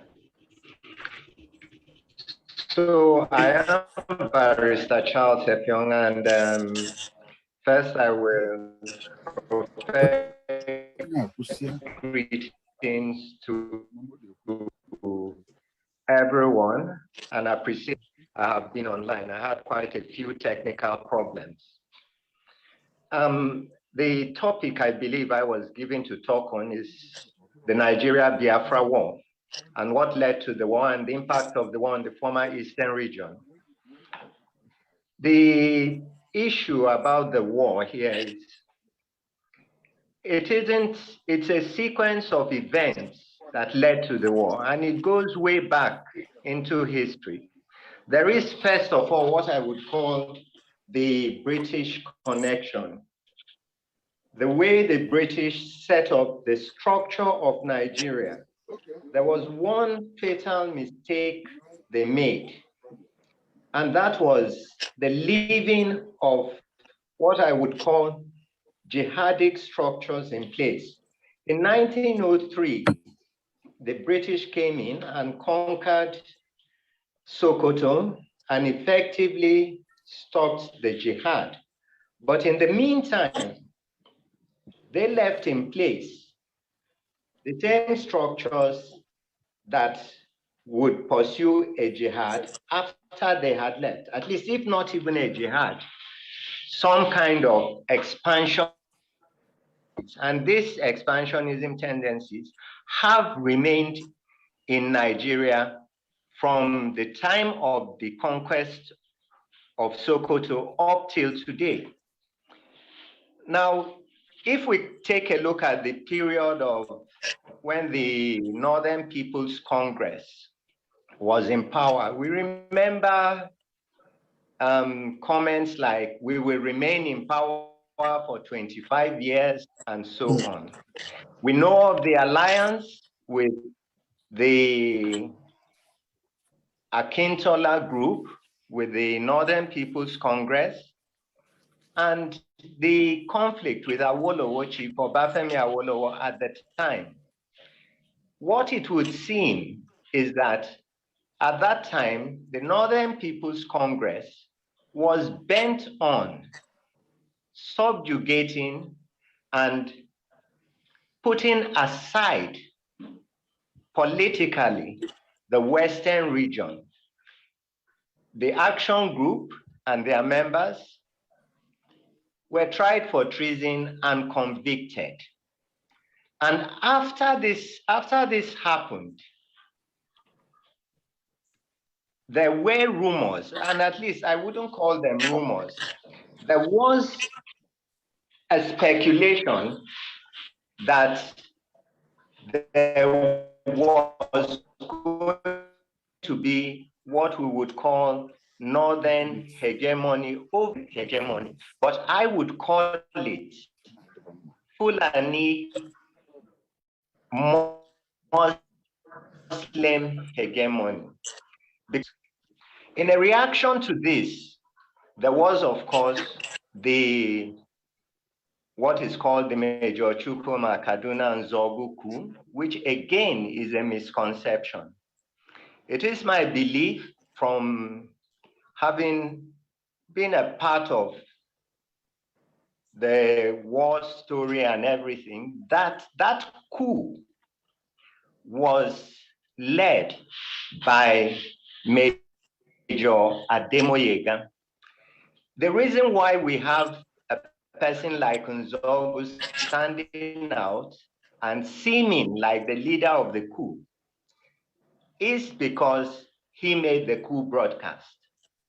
And his making of the coup broadcast was what one would call a last-ditch stand. It had been made most likely by Major Ademoyega, who was the leader. But where this had failed, it now became incumbent on Major Nzogu to make a broadcast.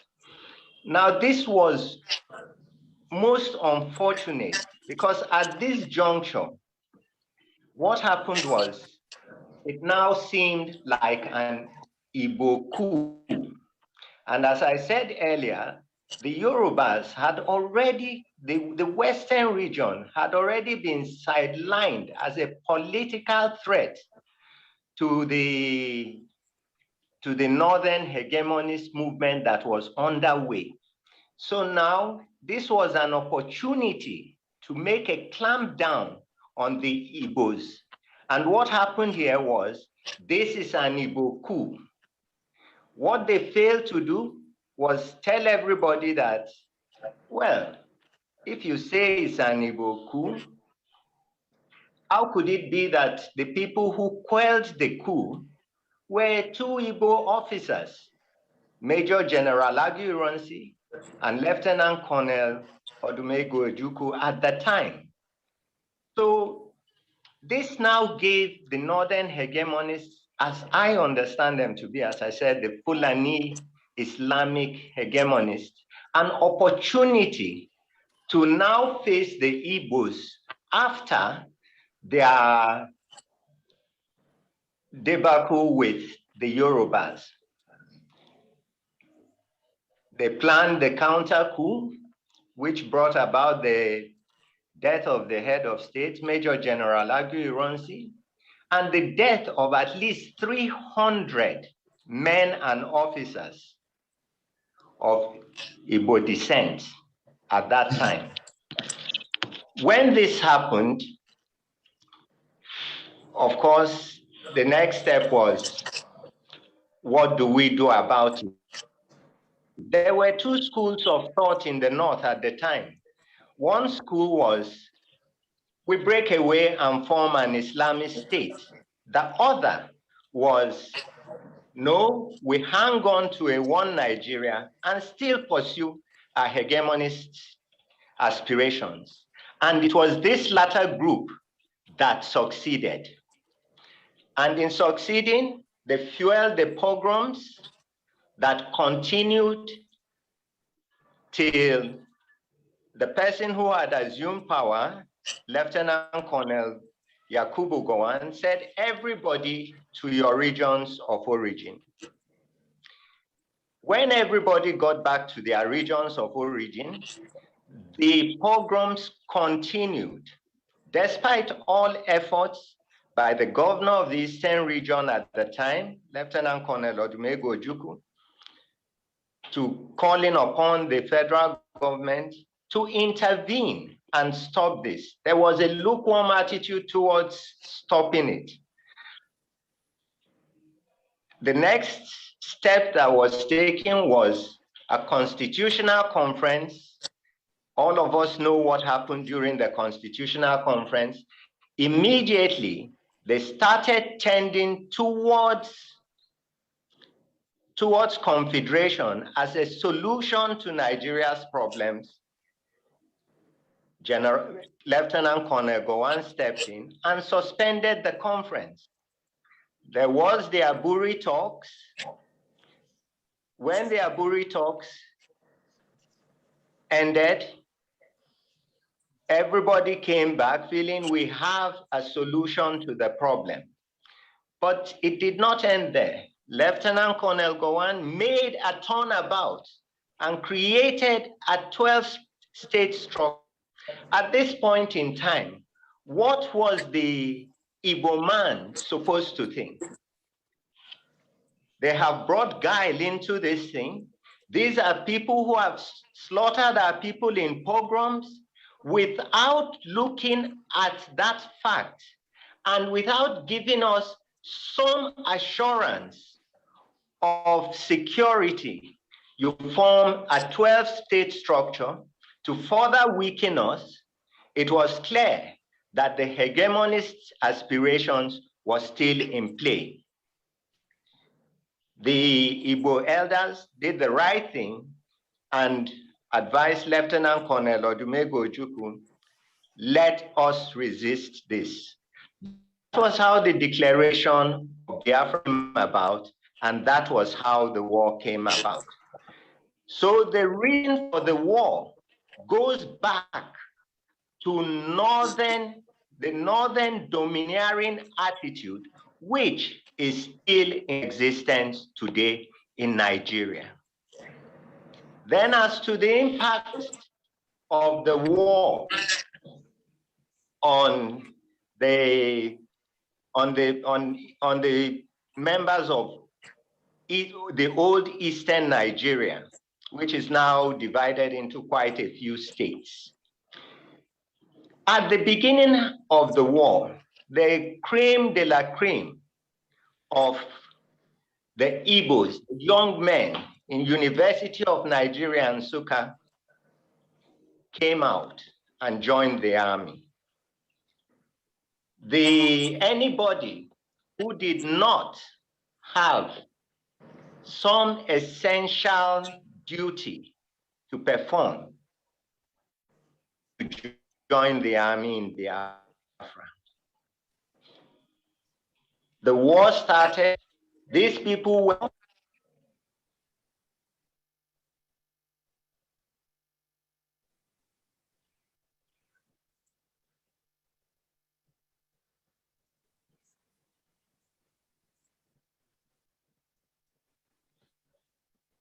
I think we are having some difficulties there.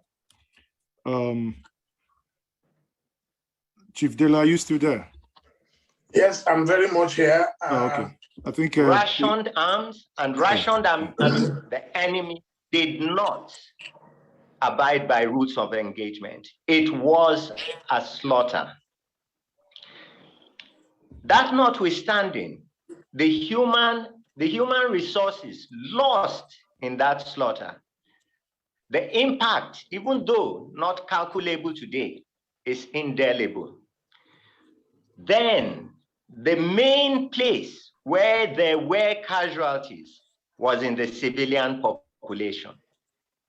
The movement of refugees, mothers feeding their children with dry breasts and burying them, and continued from one refugee camp to another. At least it is estimated that 2 million died of starvation, whilst 500 died in the actual battle. 500,000 died in the actual battlefields. The loss in human resources is staggering, and there is no way to quantify that kind of loss today, but its impact is there. We can only say, if all these people had not been killed, where would the old Eastern region be today? Furthermore, there were the infrastructural problems. At the end of the war, if a person reached any place in the East in 1970, all you saw were empty shells of houses pockmarked with bullet holes, riddled with bullets. And what happened? We had heard of the 3 R's, one of which was reconstruction. And these people who were to rebuild their houses, no matter what you had, you were given 20 pounds, even if you had 10,000 pounds in the bank before the hostilities.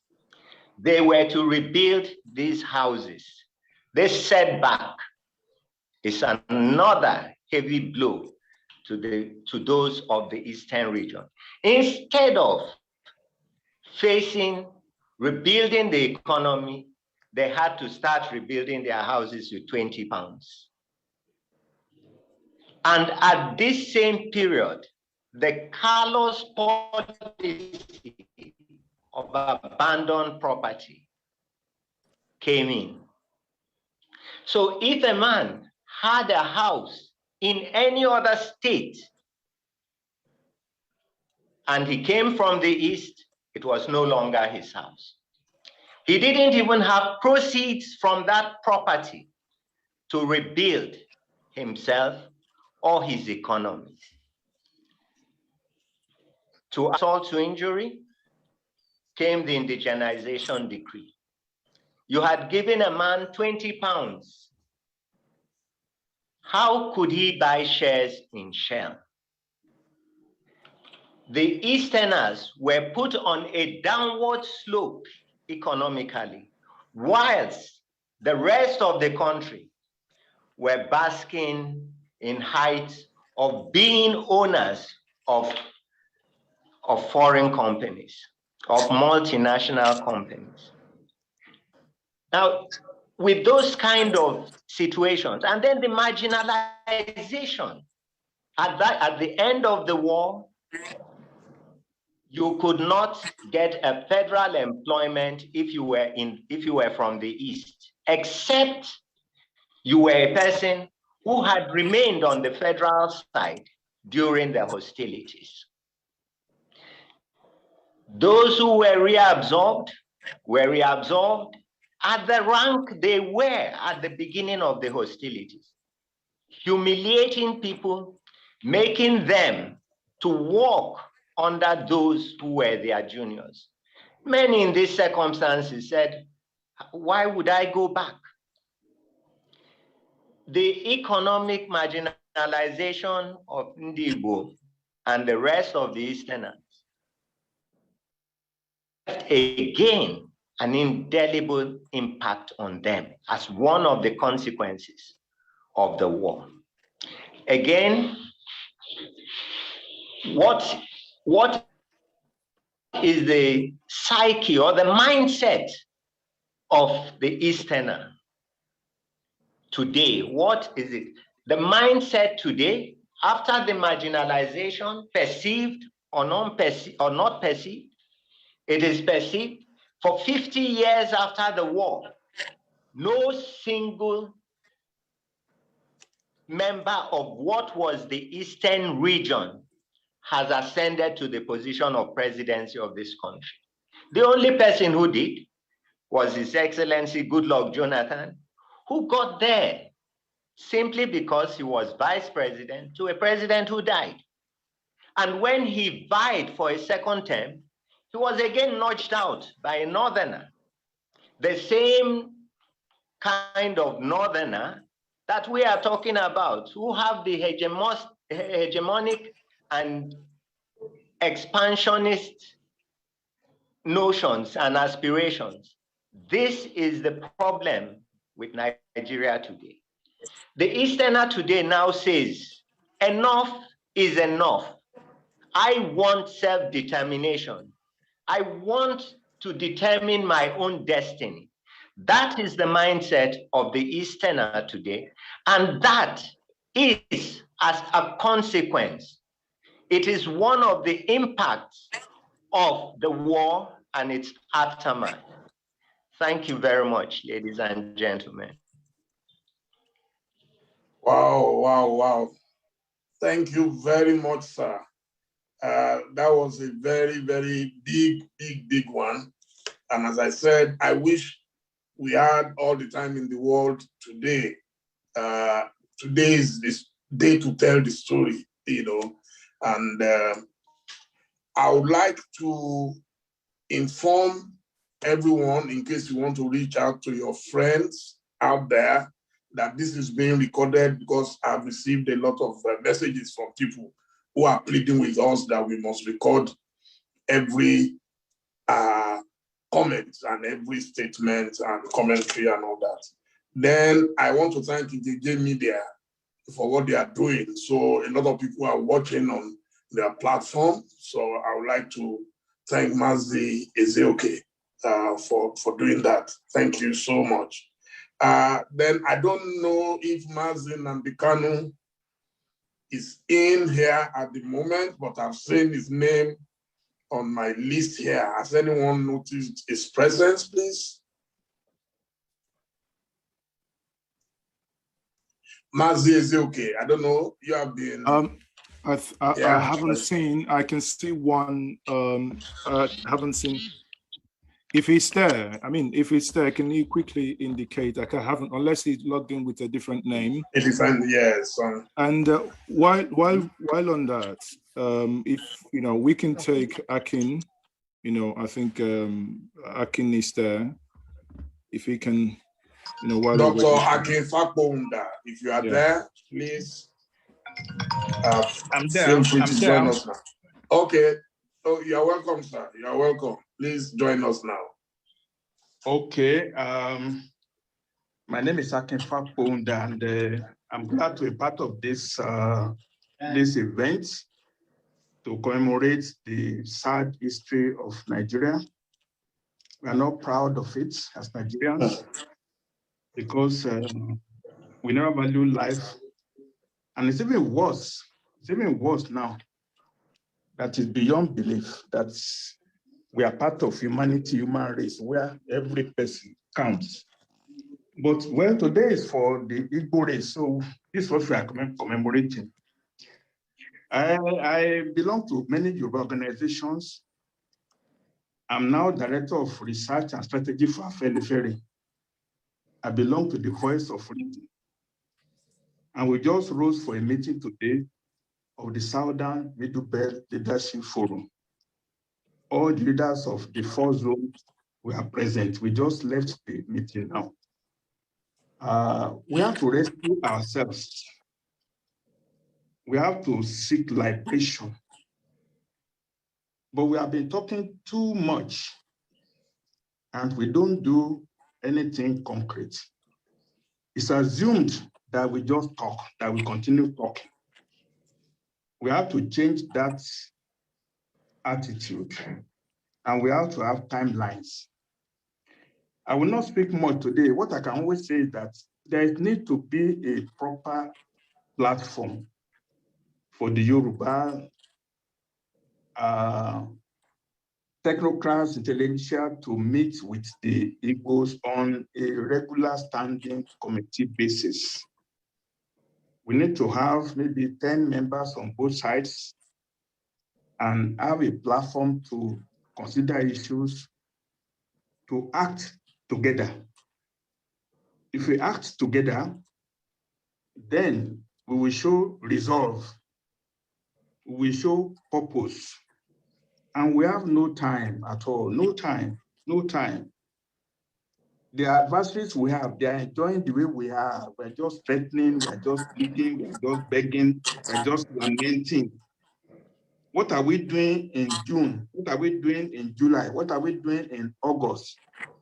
Do we have October 1, 2021 action to take that people will see that we are really serious about resolving issues? I've listened to all the talk today and they're all nice, but let us see whether we can focus, whether our children can meet with the Igbos to have a standing strategic committee. And I'm very sure I can facilitate on the Yoruba side. And then if the offer is taken up, time is of essence. On this note, I'd like to commend the efforts being made. We should not forget, we can never forget. The Holocaust is celebrated by the Jews. They don't let it be forgotten. It's a point of departure from evil to goodness. So it is nice that this day is commemorated. I wish all my brethren the best. Women's greetings from the Yoruba group, and my brother, Dele Momodu, is also there to give solidarity. Nobody else will have done it better than myself. But then, the more, the merrier. Best wishes to all my compatriots. Bye-bye. Thank you very much, Dr. Akin Fakbonda. Thank you. Yeah, well done, sir. Well done, sir. Thank you. Thank you. Now, I don't know if Chief Jackson Omenazu is ready for us. I'm still trying to reach out to Ngozi Odumuko and Mazi Nnamdi Kanu. I'm still pressing my buttons from this end. So if there are others who can reach them, they should also try. But I am definitely pressing all the buttons from here. Thank you, sir. Sure. There's this famous Yoruba musician years back called Hubert Ogunde. There was a song by him. The chorus says, yo, yo, yo, Yoruba road. I'm telling my people, Igbo, think. We must think. And we must come together and do what we need to do. We need to protect ourselves. We need to fight against this aggression. We need to be on our own. All right. Is Tochukwu still there? All right. We have Chief Jackson Omenazu. He is next on my list here. If they're not there, we can call. Can the coordinator please mute Dr. Fakbonda? Or if Dr. Fakbonda can go on mute, sir. Thank you, sir. Yes, Chief Jackson Omenazu, I'm not sure if he is there. Chief Femi Fanikayode, I'm not sure if he's here right now, but I will try to reach him immediately and bring him in. Could Mazi Nnamdi please read out the next set of speakers while I'm trying to reach Mazi Nnamdi Kanu, Ngozi Odumuko, and Mr. Femi Fanikayode. Please, Mazi Nnamdi, please go ahead. Thank you very much, Chief Deledai. I think while the session that we have now is still the reconciliation, rehabilitation, and reconstruction, the Biafran future, you know, that since we do not have the, Chief Chukwuemeka Ezife here, and we are waiting on Mazi Nnamdi Kanu to give his talk on future of Biafra. And we already have Dr. Akin. Hey, my own brother, how are you? Okay, sorry, can you go on mute so that, okay, thank you very much. Now, I think, can we have the Vice President, World Igbo Congress, Dr. Festus Okereke, please. Dr. Festus Okereke. Vice Chairman, Dr. Yes, Festus Okereke. sorry, Vice Chairman. Okereke. Okay, my apologies. I think my tummy might be needing some refueling now. Please, the Vice Chairman, World Igbo Congress, Dr. Sir Festus Okereke. Host, can you kindly unmute him, please? Yes, he is. Have you done that? Yes. Yes, sir. Okay. Well, wow. Despite the glitches we have technically for this program, I can agree, and you can agree with me, that actually this time that you spent here listening to these inspiring, stimulating presentations must worth your time. We want to give you special applause. The moderators, those of you who did not get in, our apologies. Remembering our heroes and heroines who died is a task that must be continued. They will never, ever be forgotten. Their deaths are not in vain.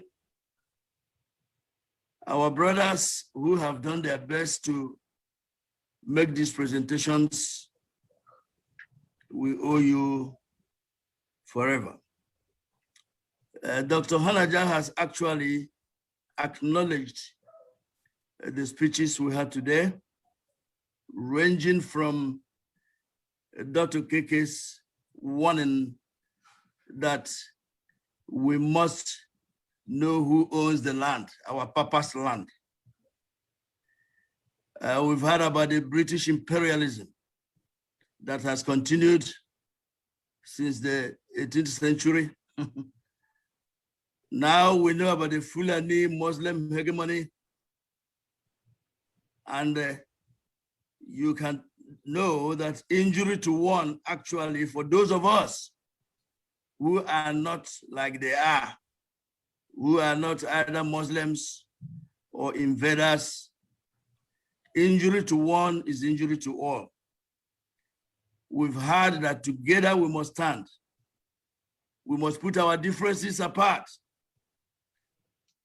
Just like it is evidenced here today, our brother Mamudu is not Okere or Njoko or Eke.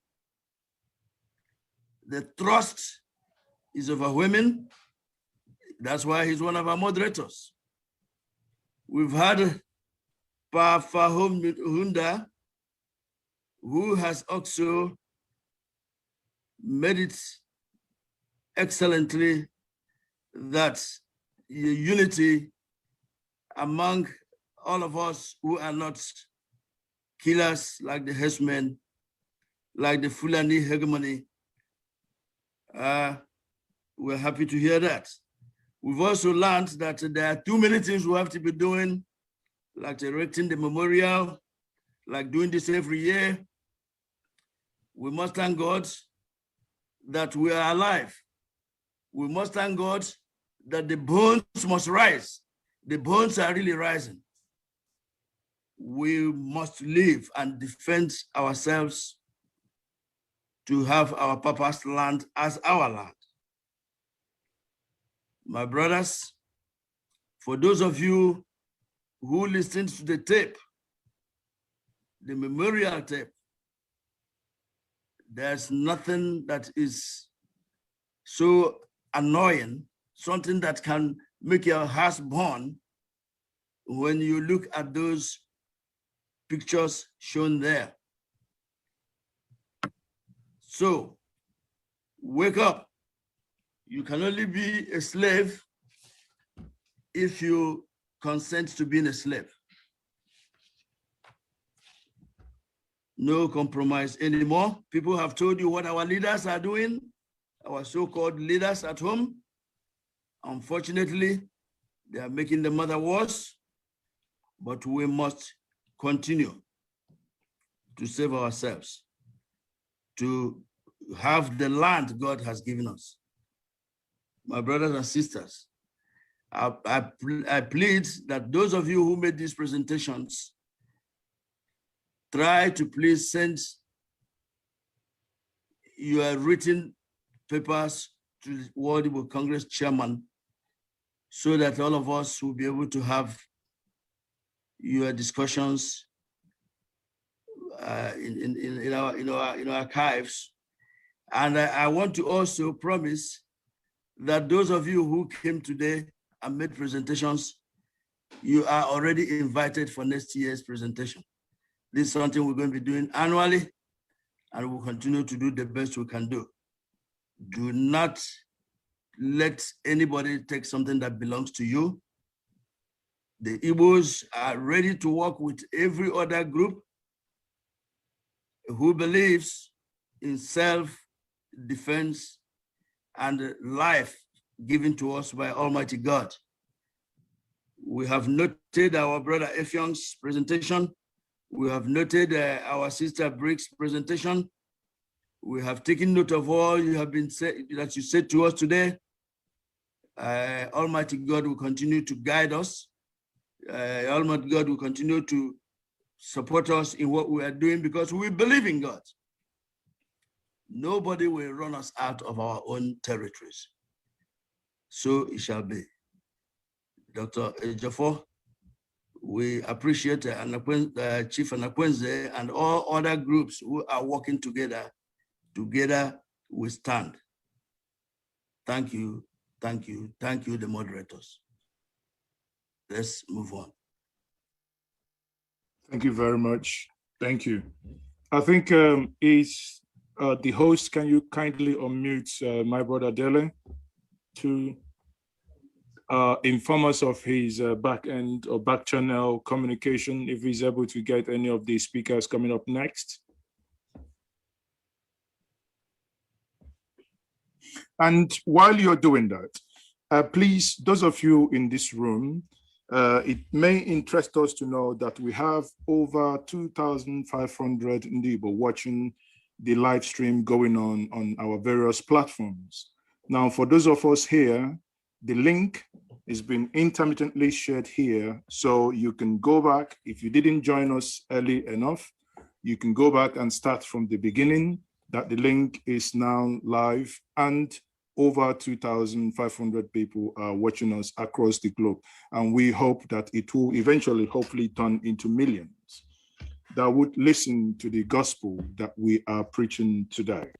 So, host, are you able to bring back my good brother Dele to take over? Okay, thank you very, very much. It's been difficult confirming Mazi Nnamdi Kanu and Ngozi Odumuko, but I was able to get Chief Femi Fani-Kayode, and they should please check if he's in. I had to send him a new link.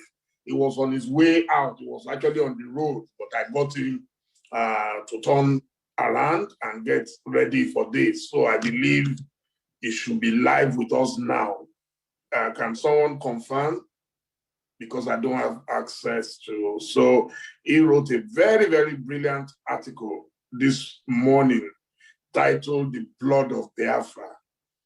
Yeah, it would be nice if we can get him to speak. I'm sure he should have joined us by now. I sent him the link just about 5 minutes ago. Yes, we have not seen him. We've not seen any new person. You've not seen him? Okay, while we are waiting, let me just give you excerpts from his write-up today. Today is Biafra Day. It is a day that has been set aside to honor the memory of the 3 to 5 million Biafran civilians that were killed in the Nigerian Civil War, which took place from 1967 to 1970. It is pertinent to note that 95% of those that were killed were civilians, and at least 1 million of them were innocent children who were purposely targeted and systematically and clinically stabbed to death. This is one of the greatest wartime atrocities and barbaric acts of ethnic cleansing, mass murder, and genocide in human history. And the entire world sat by silently and watched with horror and disgust as the Nigerian state effected it with cold-blooded precision.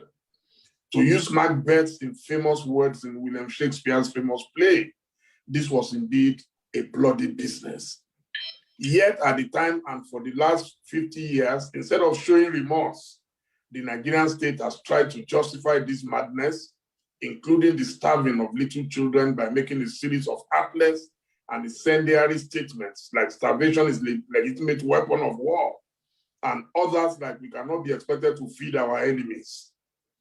These words and such sentiments are not only heartless, chilling, and cold-blooded, but they are also totally and completely unacceptable. What we did to the Biafran civilian population was nothing short of a war crime, and every single person that was in any way involved in the carnage should have been prosecuted for crimes against humanity at the International Criminal Court. Aside that, I've always maintained that Nigeria owes an apology to the people of the Southeast for this great injustice and act of sheer wickedness. Admitting that what we did was wrong is not an act of weakness, and neither does it make those of us that say it's unpatriotic. It simply means that we're strong enough to acknowledge our own errors, that we're compassionate enough to acknowledge the pain of our victims, and that we are patriotic enough to ensure that our country never commits such an atrocity again. I think I can stop there. So that gives us the general drift. I don't know if FFK is on now. Has anyone noticed him, please? I'll try to put a call through to him again while we, just to be sure. Otherwise, then we can move on with the proceedings. His phone is ringing. FFK, are you able to join us now? You are trying to log in. Okay. Yeah. Because I just read excerpts from your article to the audience. Yeah, he's logging in now. Please, let's exercise some patience. His interventions are always very, very good. I don't know if JJ Media has something we can be doing in the meantime, going by the proverb, while we're cooking the antelope, we can make do with some popcorn and granules. I do not know you as a man with much proverbs, but be that as it may, our father, later Chinua Achebe, told us that proverb is the oil with which words are eaten. So on that note, I would say thank you everyone once more for joining us. And I do not know if the host is able to play us. Can we read the names of those that we lost during, or some of the names? Basically, we cannot play all the names. So if we can get some of the names that we lost during the Biafran War, that would help us. Again, that we pay tribute to them while we wait for Chief Femi Fani-Kayode to join us. I can announce that Mazi Nnamdi Kanu is here. That's okay. Yes. Fantastic. Fantastic. So we might, I think you are sharing your screen now, so we might... I don't know who is doing this. Obina, please, can you get off yourself from the screen? Mazi Nnamdi Kanu, you are welcome. He came in with Nnamdi Kanu's iPhone. Could you, okay. Could you see okay, okay, in this case now, host, can you kindly unmute Mazi Nnamdi Kanu, please? Yeah. I can't see where he is. If anybody have seen him, let me know. Of course, he's there. Nnamdi Kanu's iPhone. If you just type on the search, you will see him there. Are you all hearing the music? No. You are not hearing any music? No, there's no music. Okay, because I stopped sharing. Thank you very much. Thank you. Thank you. That's the voice. How are you, Mazi Nnamdi Kanu? I'm okay, my dear brother. Thank you very much. Thank you for always responding to us at any notice, either short or long. Thank you so much. Thank you. Yes. So what, sorry, may you turn on your video if you don't mind? I should do it from here. Okay. Oh, okay. Yes. I'm here. Okay, we can see you now. Nice to see you. Thank you very much. Thank you, my dear brother. Thank you. Thank you very much.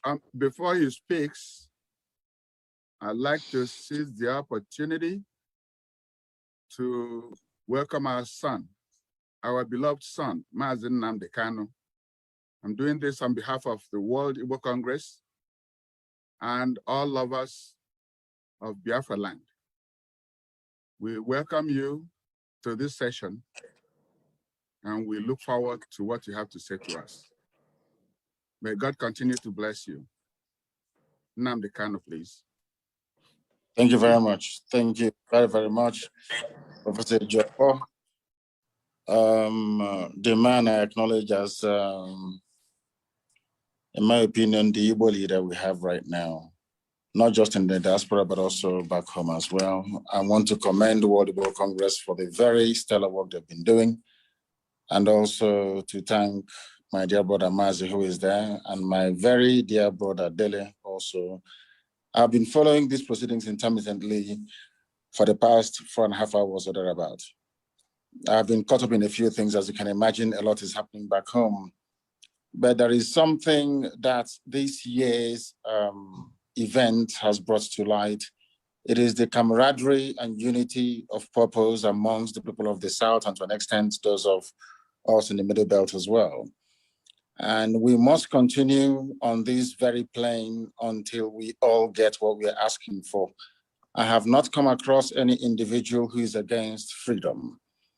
Therefore, what we are asking for as a result of this very important occasion is that we must move forward together as one people, as an indivisible force, in order for us to demand what rightfully belongs to us, which is freedom. Today is a very critical day in the history of our people. We are remembering those who were slaughtered and massacred unjustly by the Nigerian government, and of course, by extension, the British government as well. We are remembering those who died as a result of the unofficial Third World War that took place in our land nearly 54 years ago. And as a result of that, this very day, as we renew this pledge every blessed year, we have sworn to forever remember these people.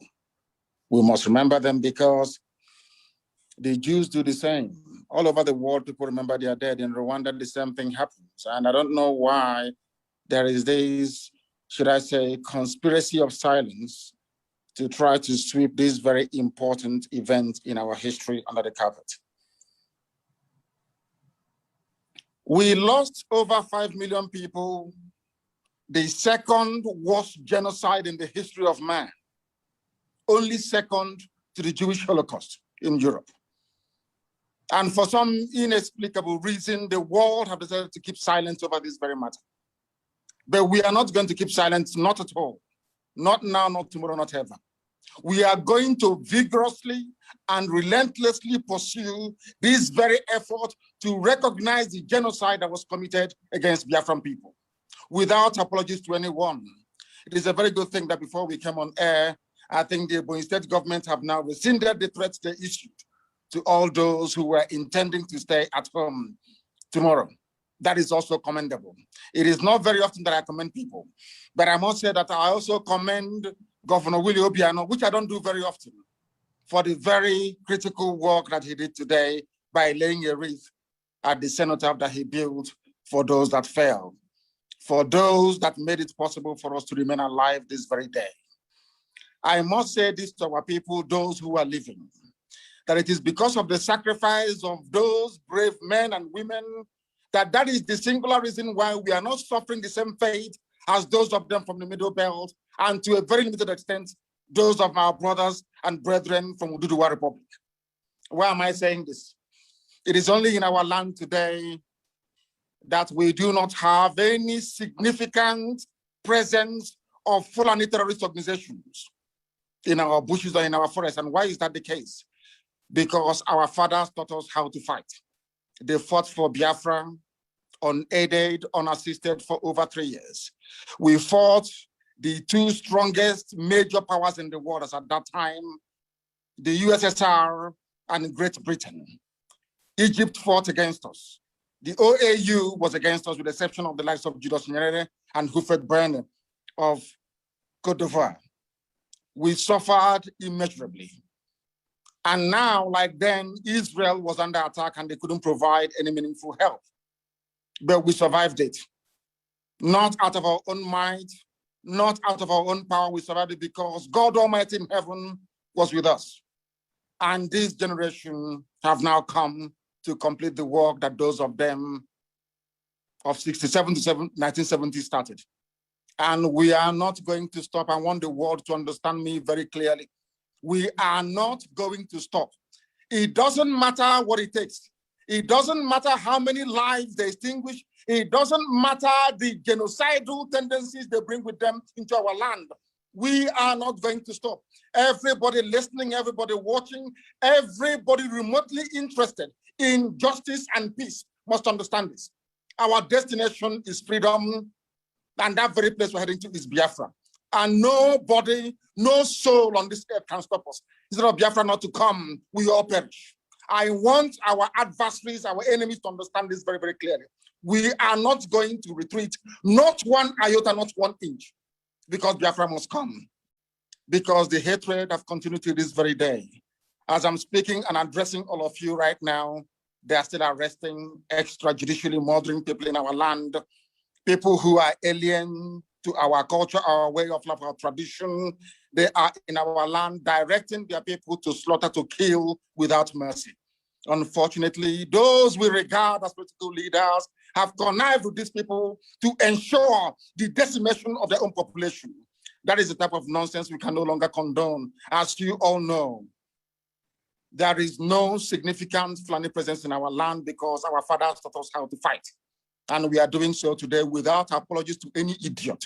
We're not going to apologize because we have been apologizing for nearly 50 years. And we have not gotten anywhere in terms of our collective advancement and development in the damnable zoological republic called Nigeria. That is why we must continue what we're doing. And that is why anybody who is remotely interested in the affairs of our people must understand this, that we are determined, doubly determined. 50 years, or should I say 54 years is a very long time, and 51 years since the end of the war. But now that we have come, or should I say now that God Almighty in heaven has determined that we should come, we are not going to relent. We are not going to do anything whatsoever to jeopardize the sanctity and the holiness of this very mission. We love our people. We love every ethnic nationality that makes up Nigeria as it is presently constituted. We have no hatred towards anybody. We love peace. We love life. We love the progress of other people, but we are in a country where people hate us for no reason, where people despise us for no reason, And we can no longer go on apologizing. And Nigeria as a state, the entire Africa as a continent must acknowledge. The same way they acknowledge the genocide in Rwanda, they must rise up to acknowledge the genocide in Biafra land, or else there will be no peace nor development in the whole of Africa. And I'm not saying it apologetically. I am stating a fact that ought to be forcefully demanded for. And Biafra itself must be restored for those who have come before us, for their sacrifice, for their courage, for their gallantry and their bravery. It is a very good thing today that one of the co-hosts here is our brother Dele, a man that I cherish and I appreciate very much. And also the very excellent work that Mazi is doing. But let us make this thing very, very clear. We are wronged by the Nigerian state, by every ethnic group in Nigeria. I know that my good friend and brother, Obadiah Mailafia, rang me and apologized a while ago for the role that they played in the massacre of Biafran people, the role that they played in aiding and abating a very unlawful invasion of Biafra land, because all Ojukwu asked for was restructuring. The same thing we're arguing for today. Ojukwu went to Aburi to argue for restructuring. Ojukwu did not go to Aburi to declare any state of Biafra. He never went to Aburi to declare any war. Ojukwu went to Aburi so that all of us in Nigeria, including those from the Middle Belt, from the West, everywhere can have freedom. There's something we're asking for today. They twisted the narratives. They changed our history. They turned it upside down. They made us the villain. They tried to demonize our general, a man of peace that went to Aburi in Accra to go and in Ghana to go and negotiate for peace. A peace that Britain prevailed upon Gowon not to implement. But over the years, we've been taught that we are the aggressors. Such nonsense can no longer hold, it can no longer obtain, and that is why, as I said earlier, unapologetically, we are pursuing the freedom of Biafra, and nobody can stop us. Anybody on our path is going to fall, is going to die. Instead of Biafra not to come, every living organism in Nigeria will die, I swear to God Almighty in heaven, because we are not going back. It is a good thing today that some notable Nigerians are on this very platform discussing what transpired 54 years ago. Most have tweeted to say, may it not happen again. The only way to ensure that this will not happen again is the existence of a free, sovereign Biafran nation. That is the only panacea, nothing more, nothing less. Before we came here, Ladipo Market was on fire. These vandals and vagabonds are in our land killing people relentlessly. As I'm talking to you right now, they herded some people from Enugu to God knows where, maybe to go and kill them. And you have governors, you have political leaders, you have those who aspire to high office. They're all there, nobody's talking, nobody's speaking, because they have a lot to benefit and to gain by us being Fulani slaves. Something that can no longer continue.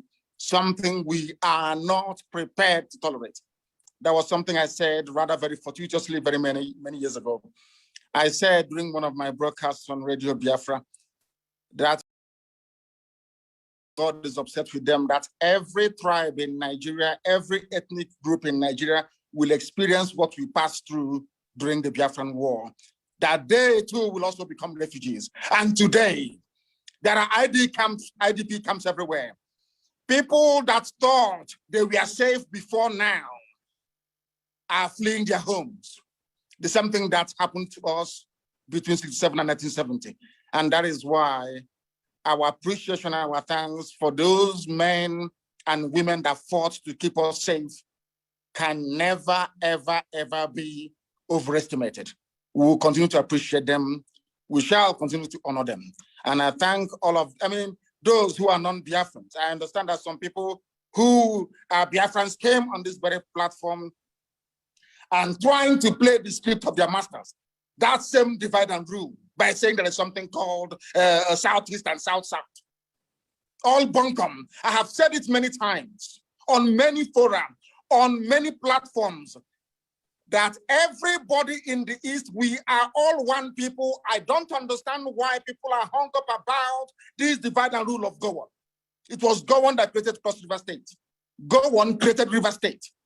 Not because he loves the people of the South, not at all, but because he wanted to divide us. And we must rise up. We must rise up to the game of these people and say no to them.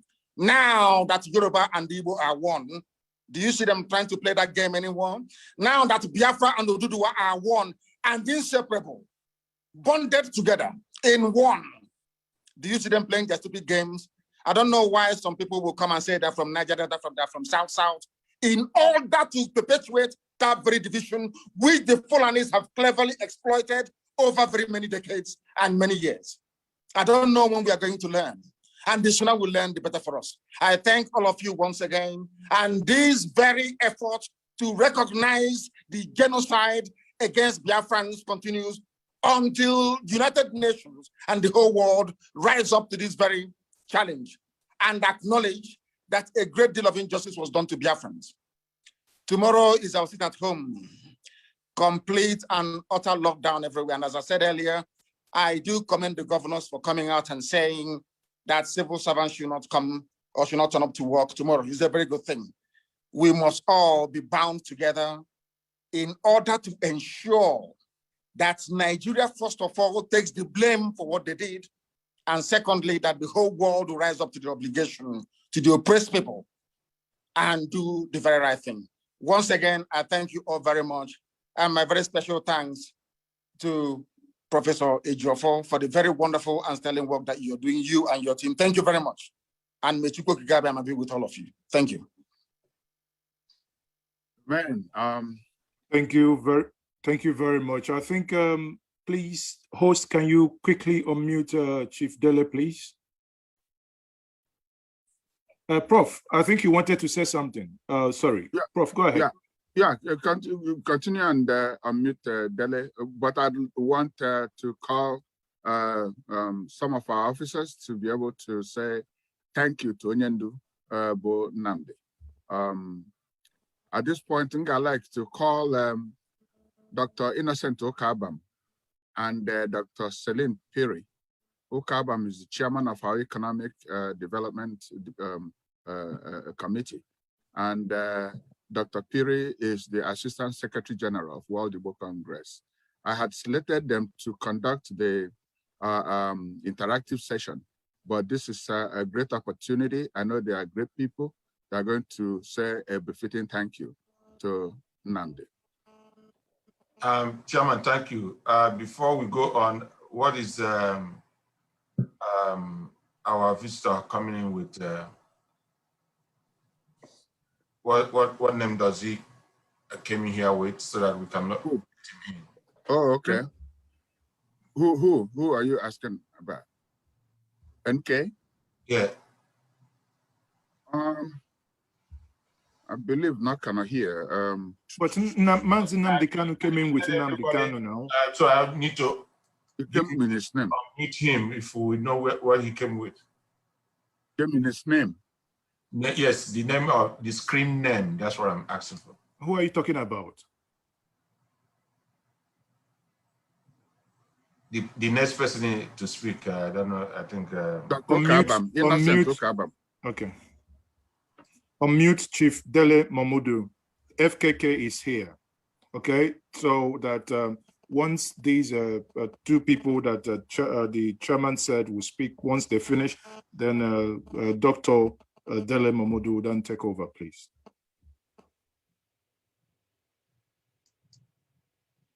Dr. Kabam, you are muted now. Thank you very much. Can you hear me? Yes. And by Ekenemono. And for those who don't speak Igbo, I thank you all. Mazi Nnamdi Kanu, God bless you. Thank you very much for that inspiring and rousing speech you made. Of course, it's not a surprise. You are known for that. And I want to add a little bit of emphasis to what you said, because from all indications, we have been engaged sometimes in a fool's errand, talking about southeast, south, southwest, or whatever. And as you rightfully observed, it was based on a strategy of divide and conquer. We are now still fighting for the soul of Eastern Nigeria. We're fighting for the soul of our people. The division that has been sown amongst us has prevented us from formulating a common strategy. The division has prevented us from being in control of our own politics and our own lives. We have not been able to select our own leaders. That's why today we find so much discordance and disunity in our presentation to the rest of Nigeria and to the outside world. Eastern region of Nigeria was very successful before the war because we had leadership that was based on an understanding of who the people were, what was good for the people.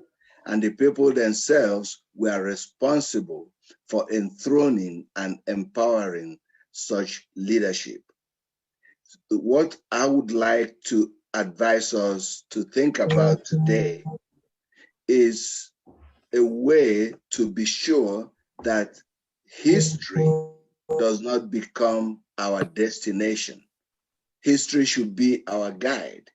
We have recounted a lot of history here today, and we have done that so many times in so many fora since the war ended, but it should not be our destination. Let us organize and mobilize.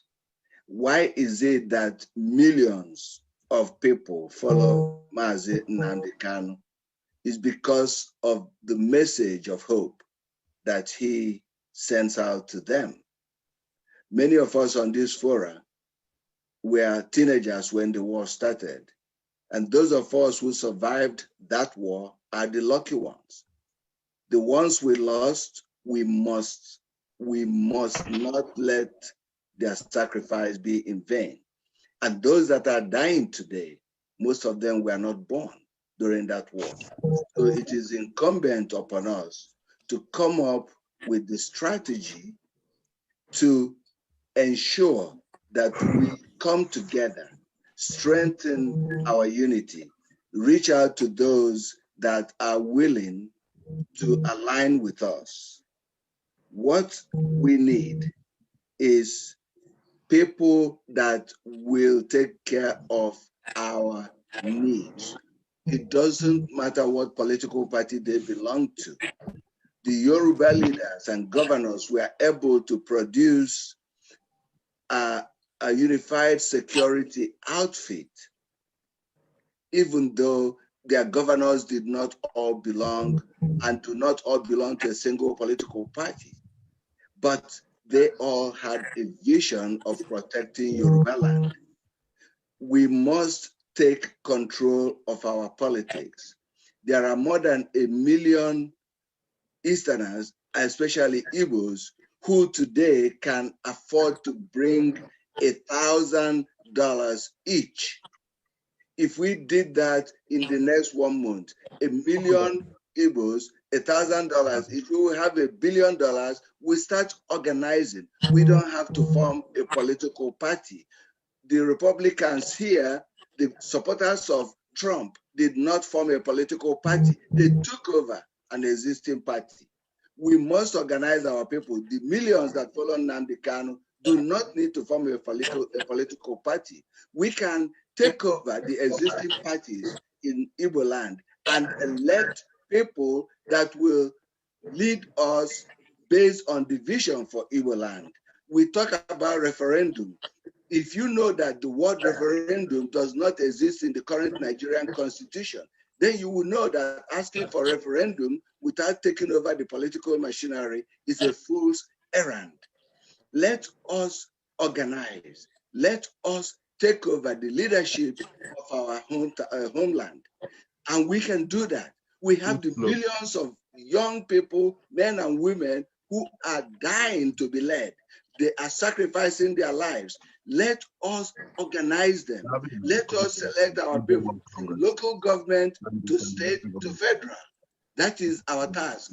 Let history not be our destination. Let it be our guide. I thank you all. Thank you very much. Thank you, sir. Thank you, sir. I don't know if we can please bring Chief Femi Fani-Kayode in right now, because he was on his way somewhere when I diverted him. Please, if we can let him in right away, that would be fantastic. Yes, he is here, and we have unmuted him. Please, Femi, you can go and please talk to us. Thank you so much for coming. Thank you. Thank you.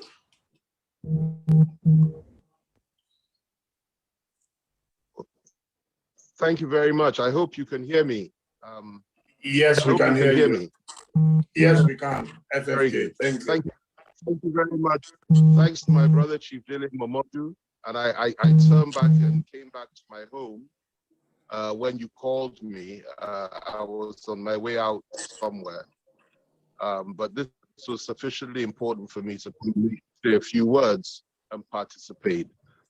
First of all, let me commend the World Igbo Congress, and let me commend the organizers of this very interesting discussion. And I'm delighted to be here tonight for me to make a contribution. I speak on my own behalf, and I also know that my thoughts and my words reflect the thinking of millions of people from all over the country, that is Nigeria, most of the Southwest, where I hail from. I certainly speak for those that are part and parcel of Chief Sunday Igbo, who is my friend and brother, and also a number of the key Yoruba leaders that are emerging now asking for a new deal and a new situation in Nigeria. I stand with the people of the East. I stand with the people of Igbo stock and Igbo origin who have come out and spoken with one accord, with one voice, to say that what happened 50 years ago was unacceptable. What happened 50 years ago was reprehensible. And what happened 50 years ago is something that we all, the rest of us as Nigerians, really do need to apologize for and make amends for. I feel a distinct sense of shame as a Nigerian that we killed between 3 to 5 million Igbo people, Biafrans, between 1967 and 1970. Before then, some of us killed 100,000 in pogroms just before the Civil War. And just after the pogrom, just before the pogroms, or just after the pogroms, sorry, 100 Igbo army officers in one night, together with one lead generals as well. They all went down. So we have killed Igbos for many, many years. We kill Igbos for sport in this country. When they wanted Biafra, we crushed Biafra, killed almost 3 to 5 million of them. And we've been killing them ever since in this country. So today, Igbos and Biafrans are still being killed. And I think it's unacceptable. I think starting for national redemption and reconciliation is an apology for this atrocity that was visited upon these people over the last 50 years. And I wrote about that today. I put my money where my mouth is. I wrote about that today in an article titled The Blood of Biafra.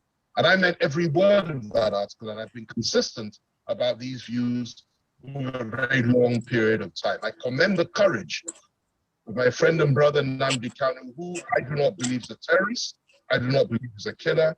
I do not believe has indulged in any form of violence.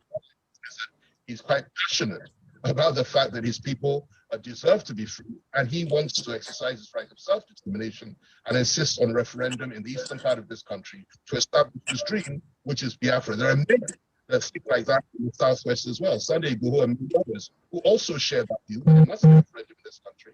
We have a right to a referendum, and there is also a right for self-determination.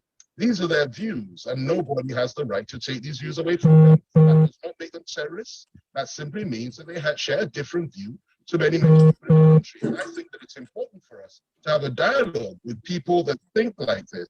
and believe these things simply because history seems to be on their side.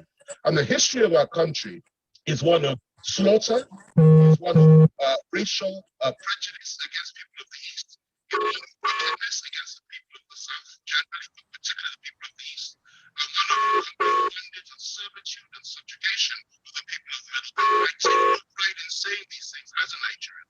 I believe that we can still fix these things as a Nigerian. I believe that if we are equitable and reasonable and we believe, we behave in a civilized way, we can still reconcile, we can still build bridges, and we can still make people feel that look, they can be part and parcel by the Nigerian.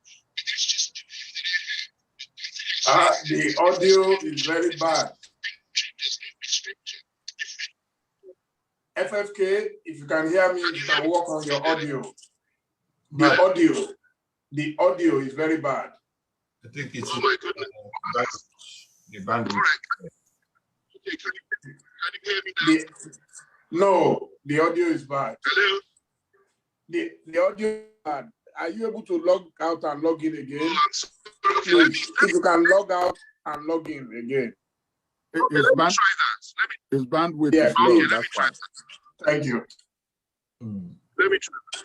Thank you. How do I log out? Yes, it's okay now. You can continue. Hello? Yeah, you can continue, please. Hello? Yes, go ahead. Yeah, it's better now. Okay, can you hear me? Good, okay, yeah. I think I was coming. So what I was saying is that, many of us share the views that, there has been injustice visited on the people of the Southeast and of Biafrans. And I think we have a lot to do to make up for what we as Nigerians have done to the people of the East. And, look at what has happened. There are heroes in Biafra, there are heroes outside Biafra. A man like, for example, Steve Jobs, who founded Apple. In his book, he stated clearly and categorically that he stopped believing in God after he witnessed and read about what was happening and viewed on television, what was happening in Biafra.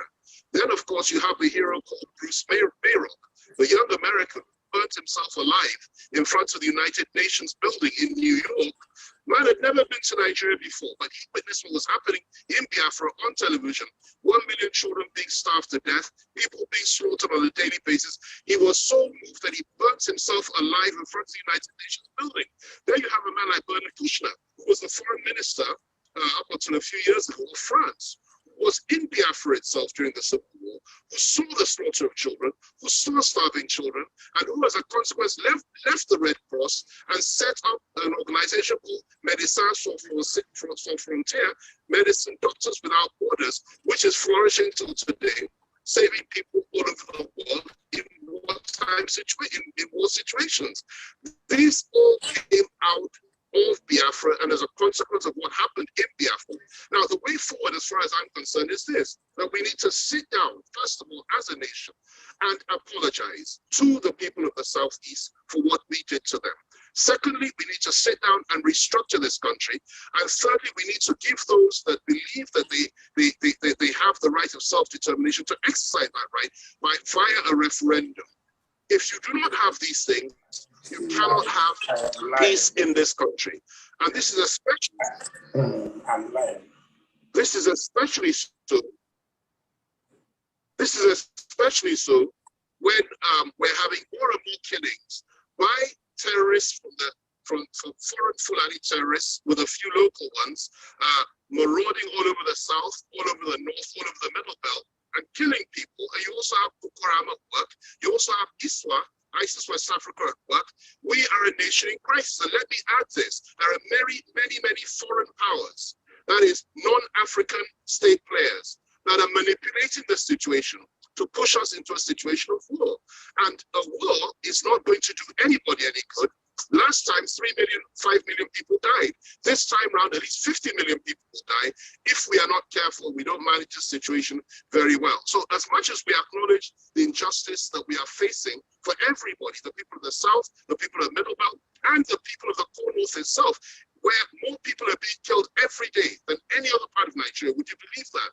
By these foreign Fulani mercenaries. Millions are being slaughtered up there. Every day, thousands are being killed. Nigeria is bleeding. Nigeria is dying. And in order to resurrect this country, we need to sit down and map a way forward. And I'm talking about the elites, the political class. We can no longer ignore this situation. 99% of the people that play politics in Nigeria do not talk about this. They know about it, they acknowledge it privately, but they will not talk about it publicly as I'm doing. But thankfully, there are a growing number that are doing so. And I believe that by the grace of God, something will give eventually, and a situation will arise whereby all the ethnic nationalities, particularly the people of the Southeast who have suffered so much, can have their right of self-determination and determine whether they want to stay in Nigeria or whether they want to leave Nigeria. That is a right that should not be taken from anybody or any people. Let me end with this. They spoke earlier about the various divisions in the South, particularly the old Eastern region. The history of it is very simple and very, very clear. At the beginning of the outset, we had two regions. We had three regions: the Eastern region, the Northern region, and the Western region. And even in that situation, there was agitation up until 1957 to create a middle belt region, carving out the core Northern region. This was resisted by the British, it was resisted by the core North. Consequently, Arewa, that is the North itself, remained one. But what did they do in the South? They didn't just leave it at two, they now added another region called the Midwest to make it 3 zones. That is 3 zones in the South against 1 zone in the North. And you know precisely what's going on in that situation. It was an attempt to divide us in order to ensure that we were weaker. And it worked very, very well.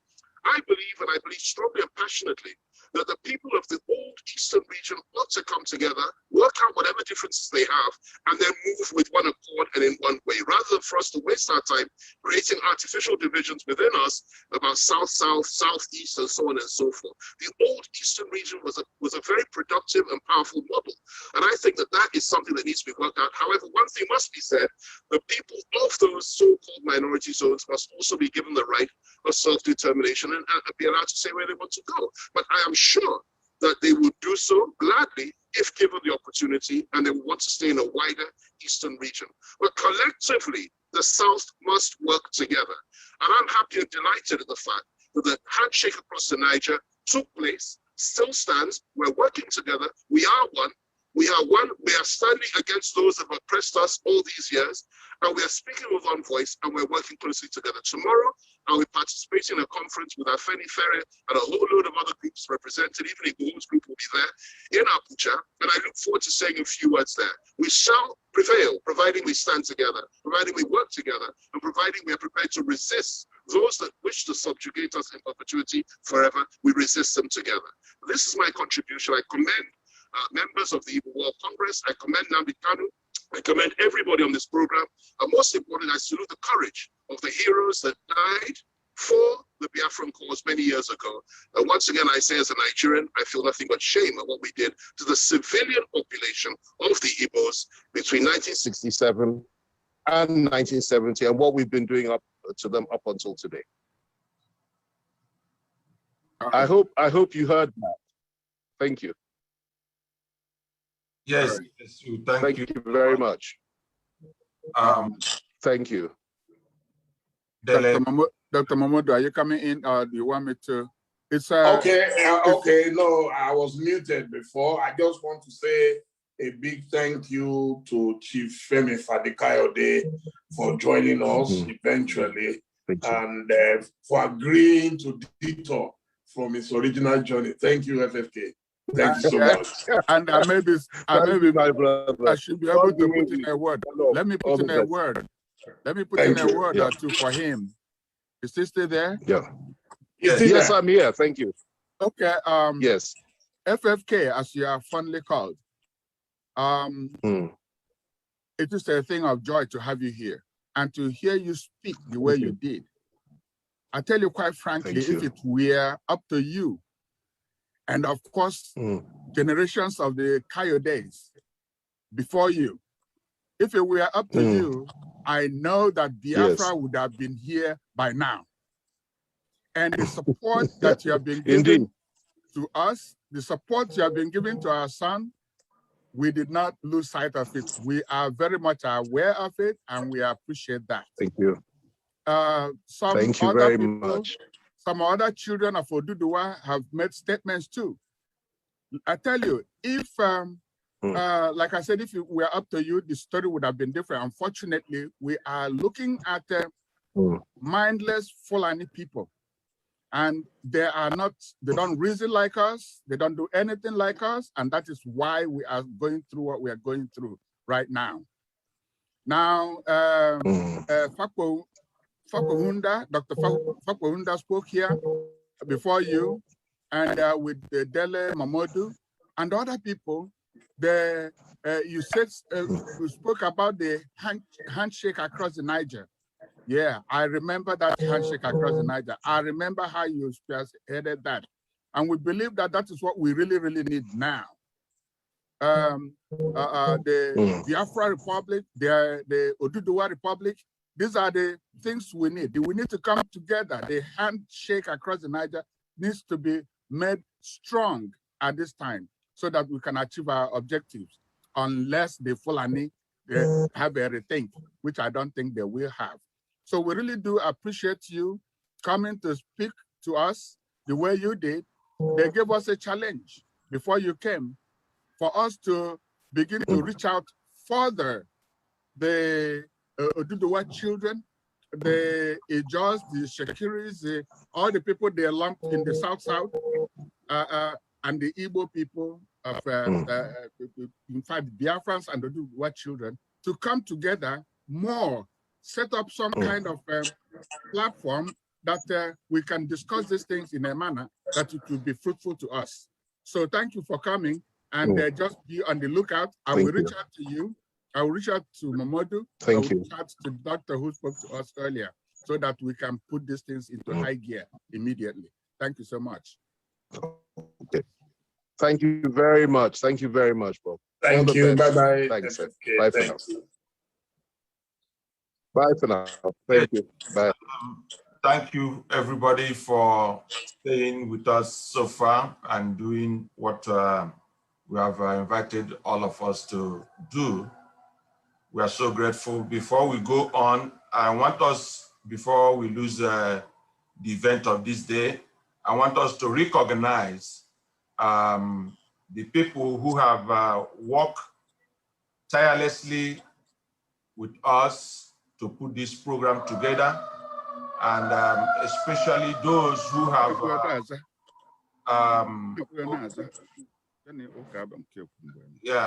those who have really made every effort to pull us through this day. Before we see our time, I want to recognize, there were a few number, but I would want us to recognize them. These are the engine of the thing that has happened so far. They are in the name of our leader, Silas Moneke.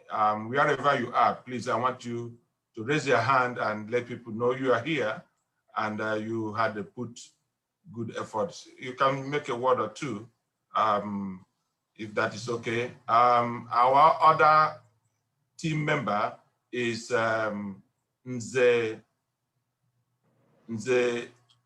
Mazi is okay. Tochukwu is okay. Is okay. Oh, Ben Ezenta. No, Chairman. Ben Ezenta. Mazi Ezenta. And Mazi Ezenta, please, I don't see you here. Wherever you are, please raise up your hand so that people will recognize you. This is one of the engine house of Igbo land. He's a man of his word. He has really, really helped us to put this together. There are other activities, but without us losing you and losing the event, I would want us to recognize them quickly. Another person is Barrister Austin Okeke. Barrister Austin Okeke, if you are still here, please. And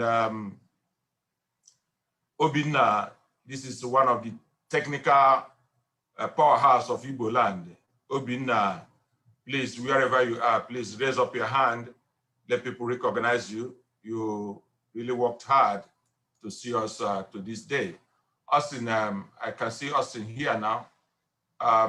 Austin, if you want to say a word, Austin Ekeke, he had, he's the in the house of our team. Austin Moneke too. I could see you, Austin Moneke. If you are here, please, you can say a word or raise up your hand and let them recognize you. Another person, before I miss every other person we have here, is Celine, or Vice Secretary, Celine Piri. Please, if you're here, Piri, please, Celine Piri. We also want you to be recognized. Before taking much of your time, I will hand over to our moderator, Dele Mahmood. Go ahead. Let me quickly add that Barrister Austin Okeke has been functioning from South Africa in this endeavor. Silas Moneke is in Australia. You can imagine what time it is in Australia at this time, and we do appreciate that. Mazi Ben Ezenta is functioning from Canada. This team put this thing together. Obinna Okenze, the young technical guru, functioning from Uruguay. Those people work tirelessly to put this together, and I do appreciate their work. Of course, Mazi is okay. All of you know him, Tochukwu from London. So those people spent endless times, stressed themselves, especially with all the time zone issues, and they did this, and they've continued to work for the Igbo. Okay, so the Dr. Mahmoud, please.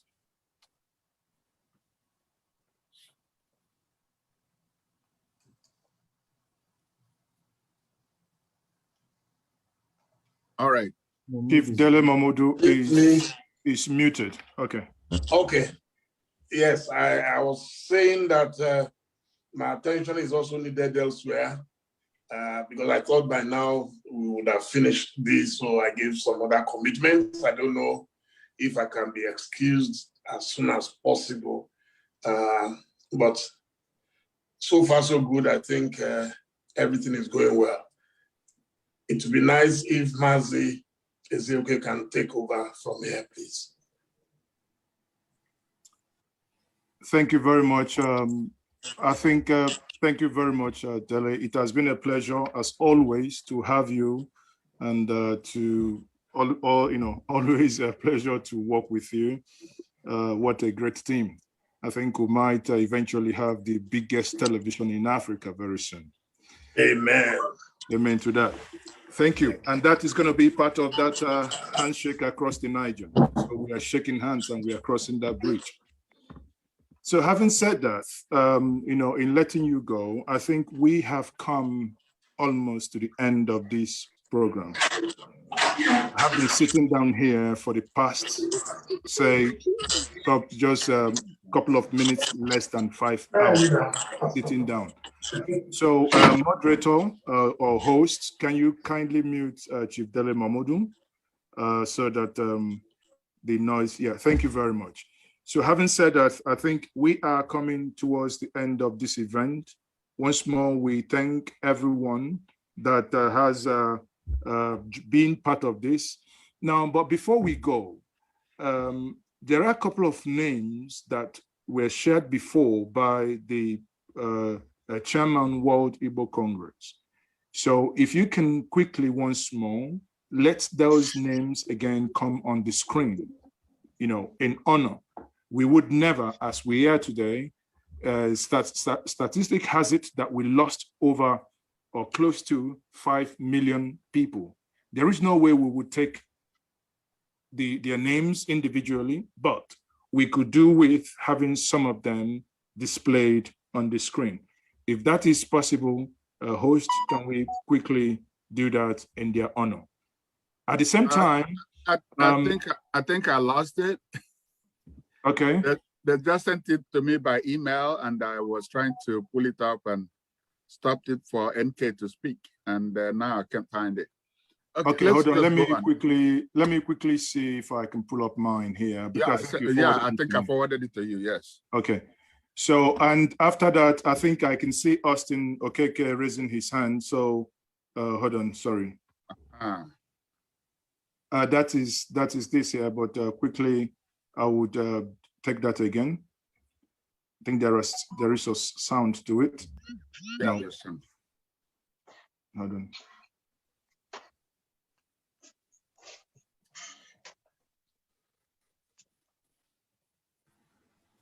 Okay, so I would share it now.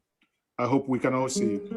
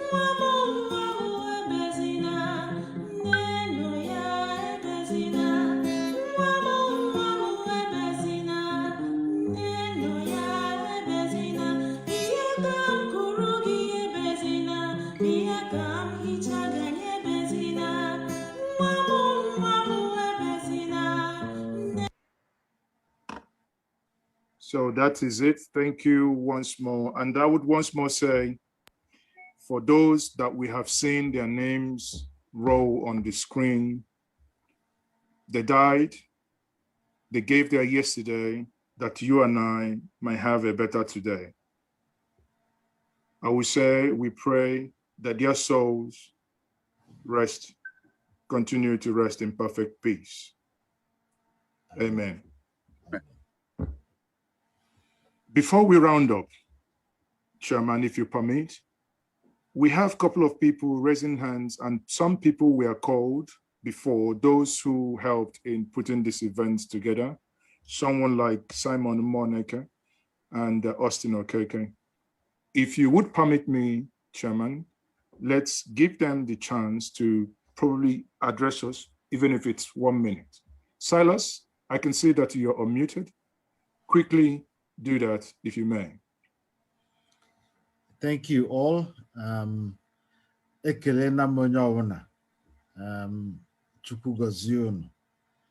I want to say the Biafran heroes, we will never forget. Our inspiration was drawn from the efforts made by people that, sacrificed everything for us to live. We love the Igbos. We love humanity, and we will work tirelessly to keep sanity within our land. We will maintain our heritage. Thank you. Thank you very much for that solemn pledge. Austin Okeke, if you can host, if you can quickly unmute Austin Okeke to yes, thank you very much, Austin. Hello, everyone. I greet you in the name of God. I'm very happy that I participated in organizing this event today, and it is a pleasure. I must confess that when we sent out notices for people to provide names of our foreign heroes and heroines, my experience and the messages I received in my inbox is very humbling and touching. What they were expressing, the joy and happiness that at last their family members is being recognized by our people, the Biafrans. Can you imagine what it will mean to them if this becomes a national event? I want to thank every one of you that honored our invite, and may God bless you all. Thank you very much, Austin. That is a very straight to the point speech there. Mazi Nnamdi, my only, yes, my own Mazi, the one with one A. So there we might as okay. There thank you very much. Yes, so indeed. I have the pleasure to invite you to speak to us. Thank you, sir. Biko ndị Igbo, ndị Biafra, ebe ọbụla unu anọ na, na-ekele unu maka ụbọchị taa. Always a pleasure to be part of the committee that put this thing together. I remember in one of our World Igbo Congress meeting where I raised the issue, why don't we remembrance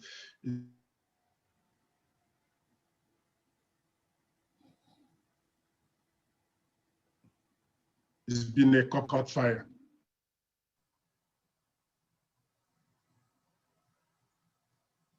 And today, I am, yes, anyị enweghị taa. For my house, the first time I put ihe together. I believe the annual event and the planning for the next event starts tomorrow. So that by next event, I got the bigger and even better than in Kanyimere this year. Then mmadụ nwụnahụrụ mgbe ọgụ, biko anyị na-asị unu ndewonu ndị Igbo.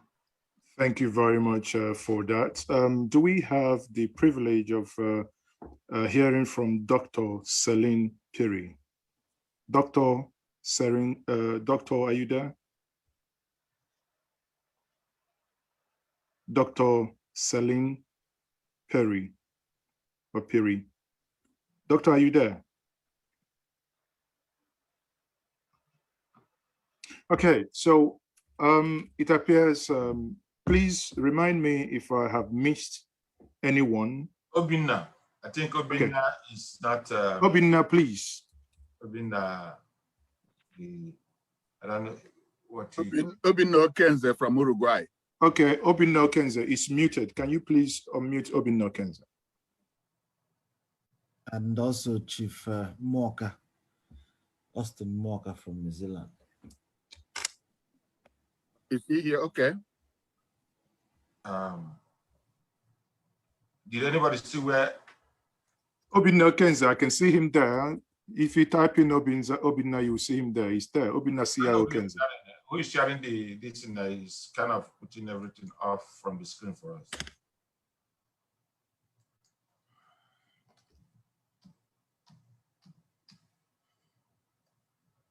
Obinna, go ahead, please.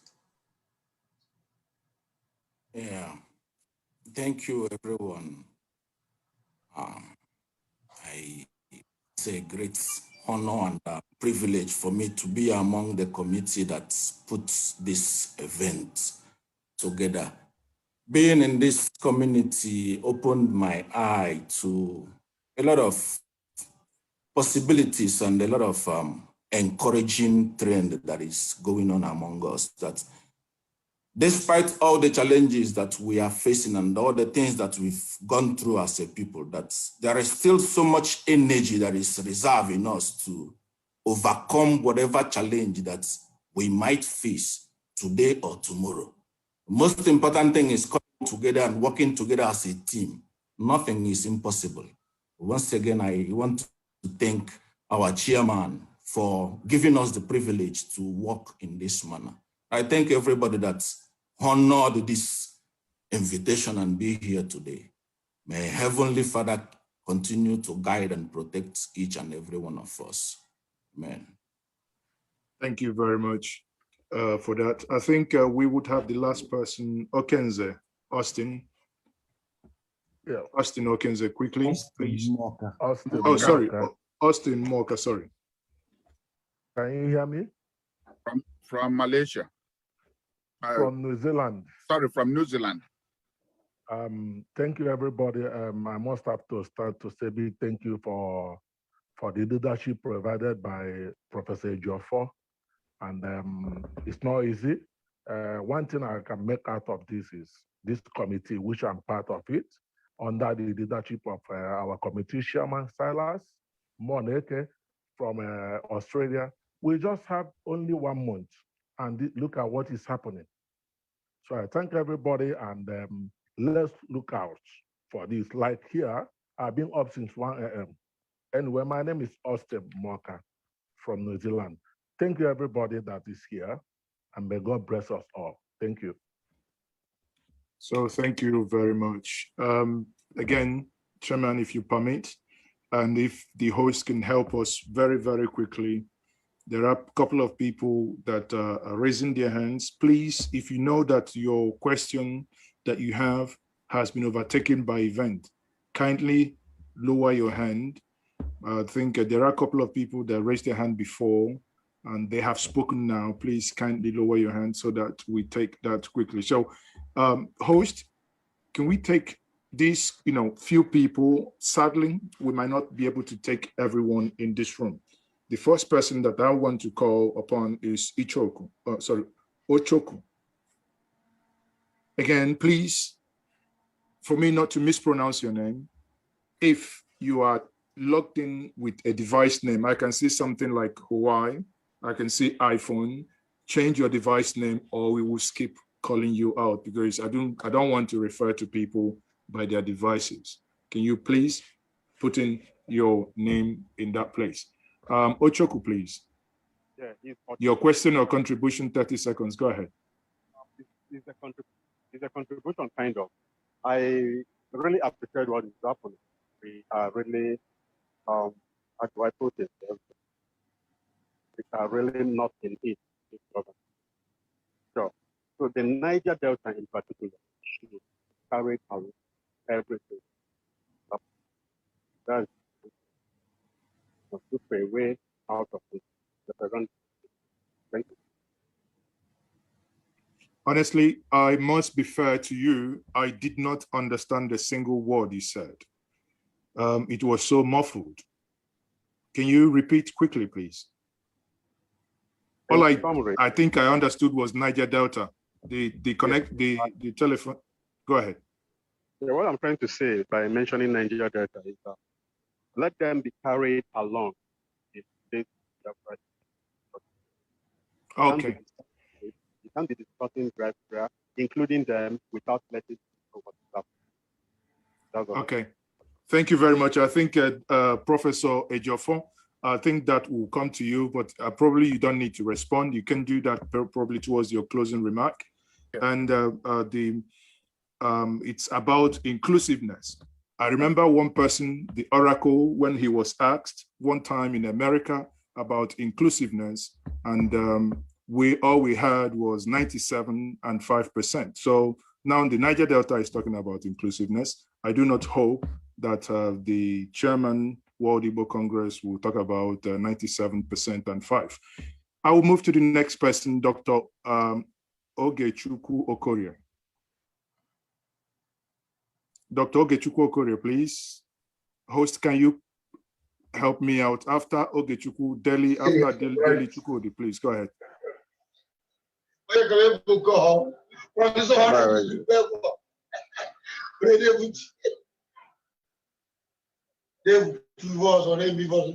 Please, can you mute Ogechukwu and lower the hand, please? Because the person was called upon and he was busy discussing. Can you quickly unmute Delia Ajufo, please?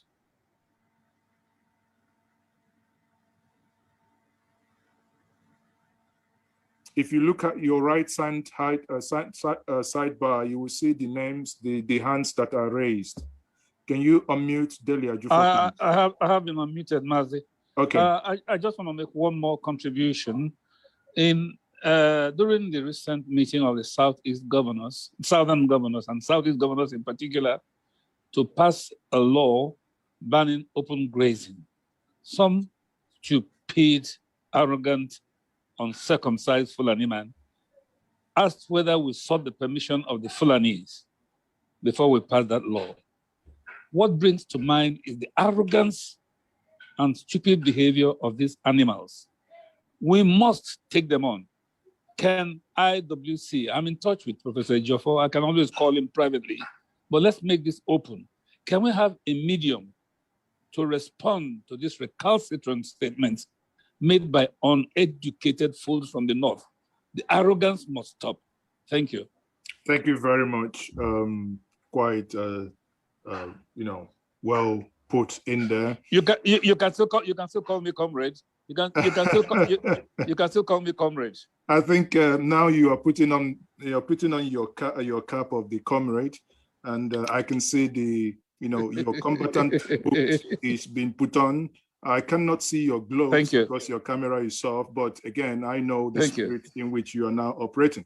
Permit me to call the next person, Chukwudi Nwankwo, please. Can we make it snappy? Chukwudi Nwankwo. And once you've finished speaking, can you lower your hands, please? Chukwudi Nwankwo next.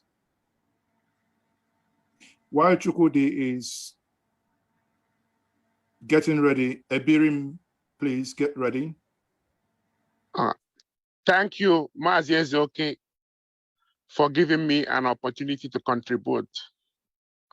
I wish to thank the organizers of this meeting, especially the chairman of the WIC.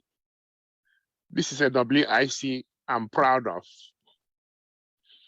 Before this new executive, I didn't want to be associated with the WIC, but I can see a real change in the leadership of the organization.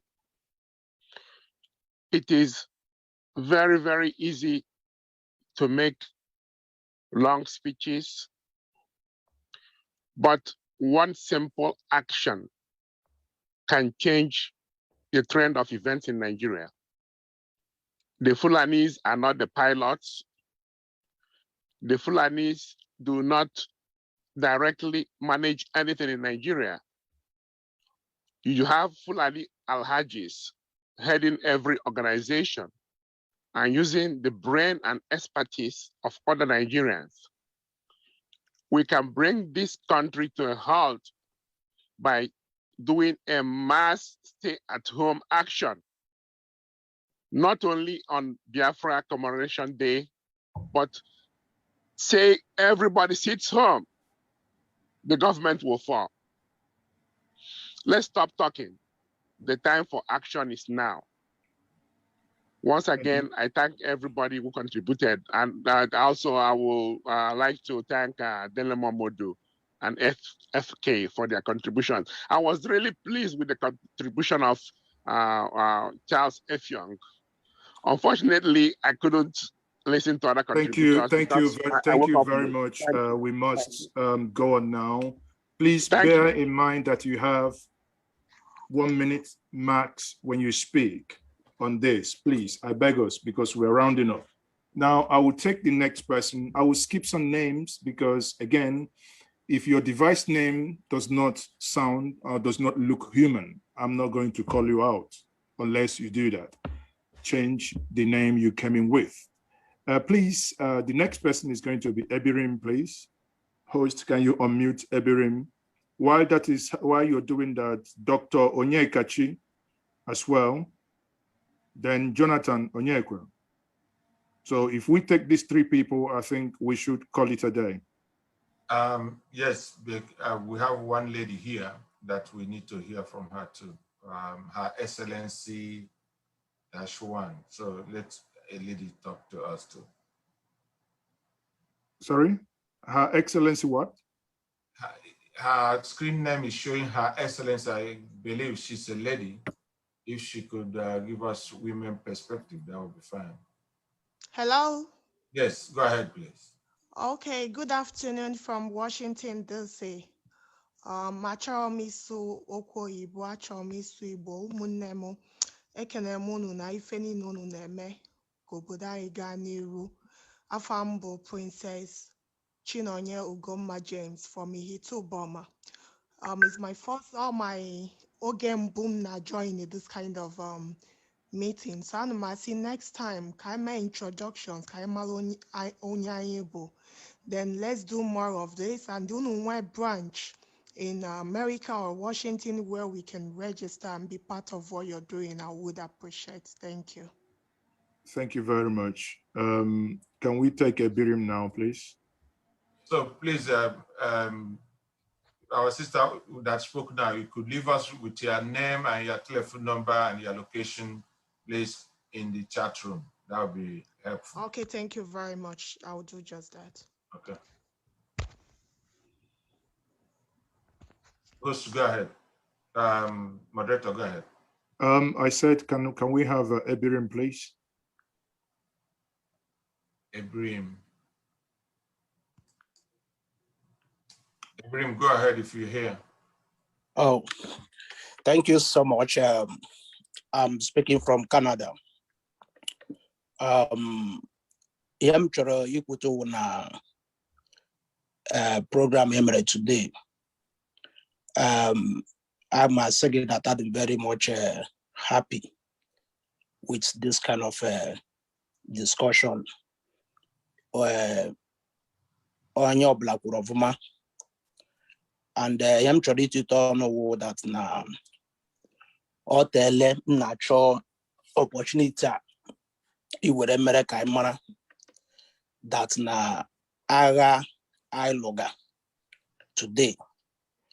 We did to do him and I, we are not having a progress. I choga all these years is because of the lack of unity among ourselves from the Igbos. Yaurona Ageji this platform we here push further for us to have that unity.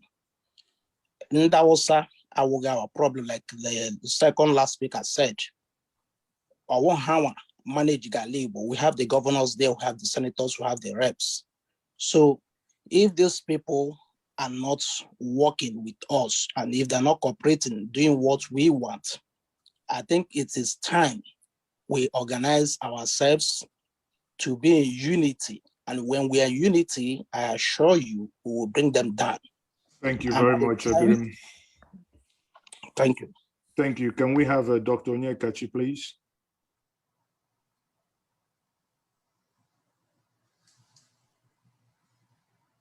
Can we have Dr. Onyekachi? Okay, while you're trying to unmute Onyekachi, Jonathan Onyekwo, if you're ready, can you go on? Yeah, Jonathan Onyekwo, if you're ready, can you go on? Yeah, I'm on. Thank you so much. I am Jonathan Onyekwo. I'm speaking from Nigeria. I'm a professor at Federal University of Technology, Akure. I actually got know about this program through another forum, and I've been on for the past 4 hours listening with rapt attention. And I'm glad I came on. I'm glad I heard all I heard. Somebody has made a request, which I'm going to just make again. I would like to be part of what is happening. I've sent my name and my phone number to the chat, and I would like to be included in what is going on. One thing I would just like to say before I end is that please, we need to harmonize our efforts. There are so many Igbo groups championing one thing or the other, and we don't seem to have a central body that is fighting our cause. We need to. I live in Yoruba land. I've been here I schooled here, I finished, and I remained until I became a professor. So I've been here for the past 30 years. One thing they do is that they seem to have a common a forum. They come together, they discuss. And look at the security network here. All the governors came and agreed, and it's working well here. But in the East, it's not working well. Why the governors have their own agenda, there's another group agenda. So we need to harmonize what we are doing. With this, we'll be able to make very good success. Thank you so much. Thank you very much, Dr. Jonathan Onyekwo there. And we will take the next person, Dr. Onyekachi. Host, have you been able to unmute Onyekachi? Dr. Onyekachi's iPad. Okay. Onyekachi, unmute yourself, please. Yeah. Yeah, I've done that. Are you hearing me now? Yes, we can hear you. Go ahead. All right. I'm grateful for this scenario Dr. Uzo is the short name, Onyekachi Uzamaka full name, Connecticut, US. I've been asking WIC over the years, spread the tentacles, get the outreach better. Everywhere there is an Igbo man, every Igbo man on a WIC or IWA, Igbo War Assembly or whatever. There are many groups. Each the outreach aspect. I'm mad that we have a voice, but we don't have a wing that can carry it out. But all she can in each of these organizations get spread there. They will be part of something that will be very helpful. Thank you. Thank you so much. Thank you very much. Before you leave us with your phone number and email address in the chat if you can. We have. Yeah, we've been doing that for years now. Yeah. No, please do that today and let us go from here. Thank you so much. I think now, before I hand over to the Chairman World Igbo Congress, I will say the following. It has been a pleasure that I was called upon to be part of this event. And a lot has been said, a lot. My ear is not bigger than yours. Mine is not a DSTV satellite. So meaning that everything said here is well understood. Dịka onye Igbo, ana m asị udo dịrị anyị ncha niile na anyị gbakọta wee nọlụ ọkaligwo afọ ọkaligwo 5 hours anyị nọ na-ekwu okwu gbasara ndị mụrụ anyị, ndị nọ agha, ndị tụnyelụ ndụfa wee mee ka anyị nwa wee dị ndụ. Anyị ekene gwofa n'ifefa mere anyị wee na-asị na etu anyị nwa nọ ndụ na ihe anyị ga-ekwu bụ ọzọ emezina. Otu aka m na-eji wee sị na a sịkwa na ọba mgbada gbasie egwu bọọ ike, ịma na ife ọ mụtara na egwu ọgwụgwọ. Wee na-asị na m ga-ejizi ohere a ka anyị chigha ya bụ igwe eji ekwu okwu n'aka Chairman World Igbo Congress bụ Prọfesọ Anthony Ejiofor. Mana tupu m na-enyechighị ya, m ga-asị ya a sịkwa na onye asị ya jide ka o ji, ịma na nke ọ na-eme dị mma. Gị na ndị otu gị niile bụ ndị na-achị WIC, bikonu jidenu ka unu ji. Prọfesọ, udo dịrị onye ọbụla. Professor, are you muted? Ademma, Mazi Techukwu Ezeoke, imekwa ka isi eme. Onye a na-ekwu maka ya nwe ihe ọ na-eme. Eme daalụ ka o delu gawa.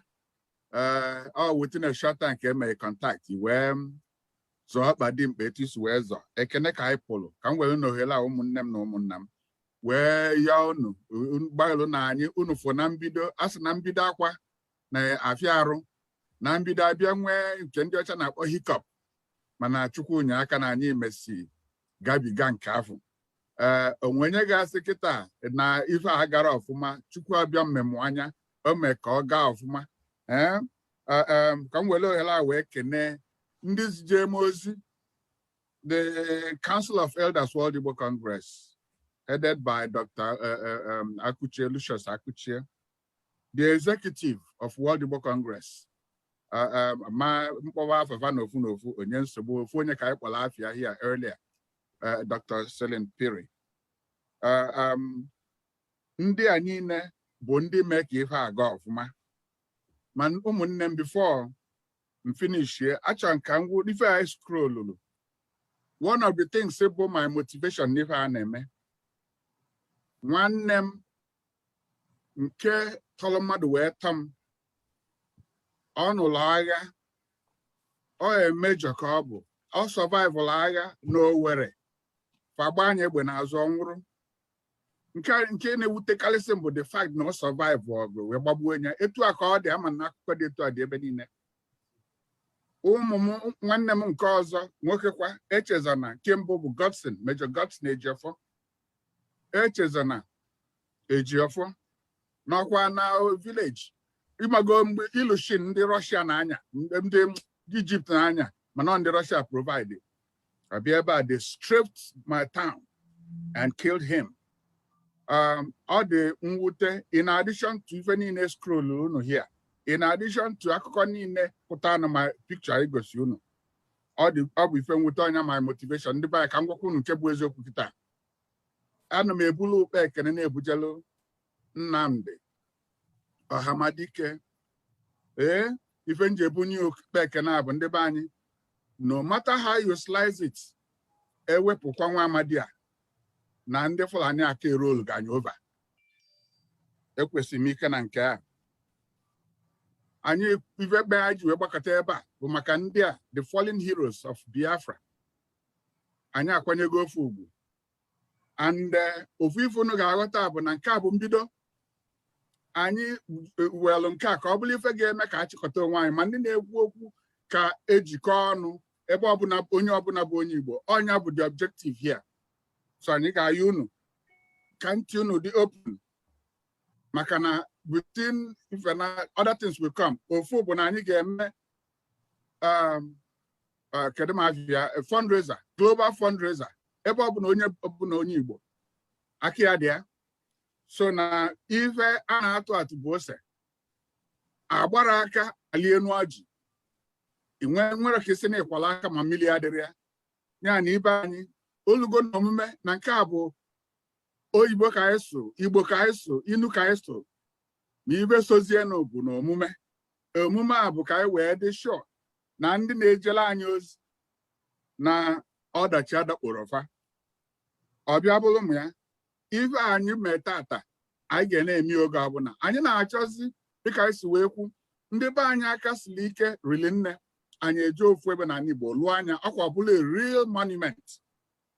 Ọ bụrụ onwego nke alụ na Anambra mana anyị na-ekwu nke onye ọbụla bụ onye Igbo, onye ọbụla bụ si ya ndị Biafra at the set May 30 every year eje ebe afọ lit ọma bụ in many states na ofu bụ nke ndị Igbo. Our objective ife a ga-eme eme chenu ntị tọnụ ntị kunu n'ugoli agbụsị ibe anyị 5 hours almost 5.5 hours adịrọ fecha anyị nọdụ ọkpụ n'elu oche ọ na-egbu anyị na-ege ntị mfena mana ife ju m afọ bụ regardless unu anụgo ka Maazị Ezeoke gwara anyị about over 2,005 people. Onwe onye dị say na ife na ebe a bụ 300 say 300 and something ka ịfụ ya mana enwe overflow stations, enwe media like this Njenje Media TV, like Ovation, like Facebook and so on. Ebe a ka ndị mmadụ nọ nyafu na-egele ife a. So na nke a bụ mbido anyị na-ene anya na ọzọzi a ga-eme ga-ebido from 10,000 onye ka anyị na-akpọ mobilization ka onye ọbụla bụ onye Igbo ebe ọbụla wee ghọta ife a na-eme uche dị ya ka aka ya dị ya. Ife ọzọkwa anyị ga-eme ma emesie fundraiser chekwanụ ntị unu anụgo ka anyị na-ebe sị na ndị outside world a aghọtara ife na-eme anyị ma ọ bụ na fad nọdelie ike nwa ntị mmanụ ka ọ dị ka asị na onwere ife na-eme anyị. Ndị Britain dị guilty, America dị guilty, obodo niile dị guilty mana onwe ife mmadụ kwa akwụkwala na Syria ebe niile na-eshake, akwa akwụkwala na Rwanda na-eshake, nke Sudan nke mbọsị same thing. Why not our own? A na-egbu anyị for over 50 years.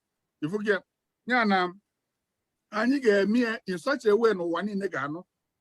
Ofu mbọsị anyị ga-ewepụtala unu mbọsị ọ ga-abụ ibili na Nashville ị na-eje na capital that day, ibili na Brisbane ị na-eje na capital na headquarters, ibili na Canada, just like that all over the world, and you shake the world in one day. Anyị mee nya fire anụ na aka ji Biafra na ana ifuge ya na ka m bụrụzie okpe ekene pụrụ iche ka m bunyegodo ajụfọ ogbueshi ajụfọ onwe ife okwulu ebe a maka arrogance ndị Fulani ibe anyị ijikwu na eziokwu nya bụ ife na alụmafọrọ nne ya na ọ dịka a gasị na anyị ga-erelent mgbe ụfọdụ nnu asụsụ dị etu a it fires me up and I believe na onye ọbụla anụlụ ife ekwulu ebe a na abịara n'afọ ọda nkunu ji bụla onye Yana Bulunia Nobi, no if I need Tiaka Nobi, I say, Chukabia Menelanyaka, Nandila Aniga Swakanana. Now go say they Kamwakunu. I'm one the committee was on the committee Lola Niva. Apogava. This committee cannot intact because they are very effective. All these things I go see Anigame, Akafa de Quania. So Anamayo, do one in a bob no. Blue Pekene, Bunyandia. Then now fuck any about the crown of Aka. Once again, Mazi is okay. Dalo. Onion Anjin, with Yebido symbol. Opo was when arrow or one in an app. Hey, now 1 minute, I got 10 minutes, I got 2 minutes, I got a technical difficulty.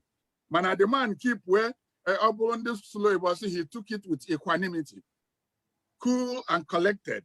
Onye Nekumakiabu, Mazi, Onwukwe, Basil, Onwukwe, the PRO of World Igbo Congress. Anyabu Onyon of Bala Hat. So, Kunupulu Pekene, Bunye, Oloka, Mbozom, Onyan Komel, Dicken Komel, Omekwa Nyakwe for my mother, Ito Onyabulewu, Monwe Gefi, no Gebu, Marco said, so no channel back in Emuno. No Monan in this of West. I didn't have Apusigo, Mana, Upek and Ebu Kunkafa, the Fugia, Dalon Rinne, Dalon, 5.5 hours of fruitful deliberation. Umuakanye bu our heroes. Mono, Ndebani say, Kampulo Biuno, Nodonandokwa, Nanudo, in the bosom of our Lord Jesus Christ. Amen. Amen. Amen. Bless you. God bless you all. Yes. Goodbye, everyone. Thank you, Chairman. Thank you so much. Thank you for leading us to the promised land. And we thank everybody. We are now calling this event to a close. And God be with us. Bye-bye. Thank you.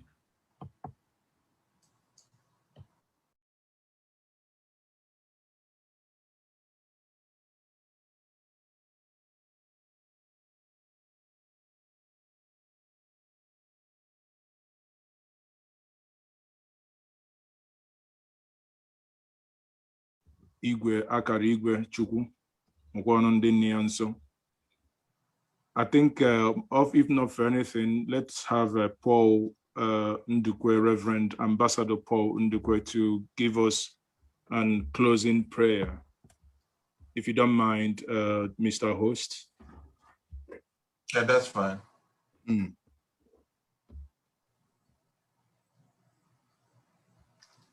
Ambassador, are you still here?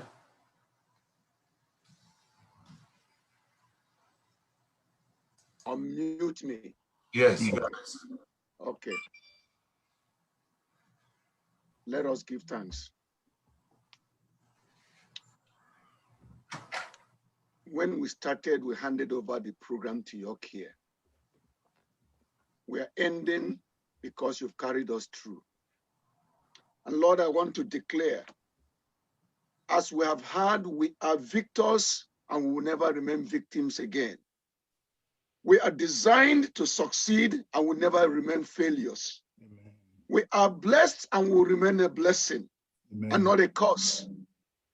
The land Biafra, the nation Biafra will come to stay and it will never, never be destroyed. We have joined together and together you will hold us together to work together. We thank you for this commission. We are glad to be alive today. Dismiss us with your manifold blessings. In Jesus' name we have prayed. Amen. Amen. Ifukwana ekpela ya ka emisi na otu anụnwa ikpesigwoli na na ọ dịzi ka Chukwu ọnụ n'akụkụ nnegharị anya nwee ike mmetụfu ya aka kịta maka na ịkpọkọtagwu ya nso na ayukwu ndewo biko nwanne m So that's it. Thank you everyone for joining us once more. For those of you, we at some point, only on one platform, we had over 2,500 people watching on Facebook. And I checked on Dele Mahmoud's, he had over 2,000 people watching only on one platform on Facebook alone. And we're not talking about Instagram. So when we aggregate everything today, we can confidently say that we had over 15 to 20,000 people watching on various platforms that were being streamed simultaneously. Now on this, inside here, we have shared the link for us to walk away with, the link you can share with others to help spread the message. Whatever we have discussed today is already out there. You can share it, you can keep sharing it, and people will keep watching. The message is there. It's no longer a time where things like this happen and we do not find them. Today, we have those platforms that the moment these things are happening, everything that we see here was seen live. And we have the opportunity that we can share with all of us. So some of you and many of you in the social media, I can see your comments, but sadly the event has come to an end. Be rest assured that your comments and your questions will be taken note of. On that note, I am Mazi Ezoke, and I will say good evening, good morning, good night, wherever you're watching us from. Thank you very much, and may God bless us all. Thank you.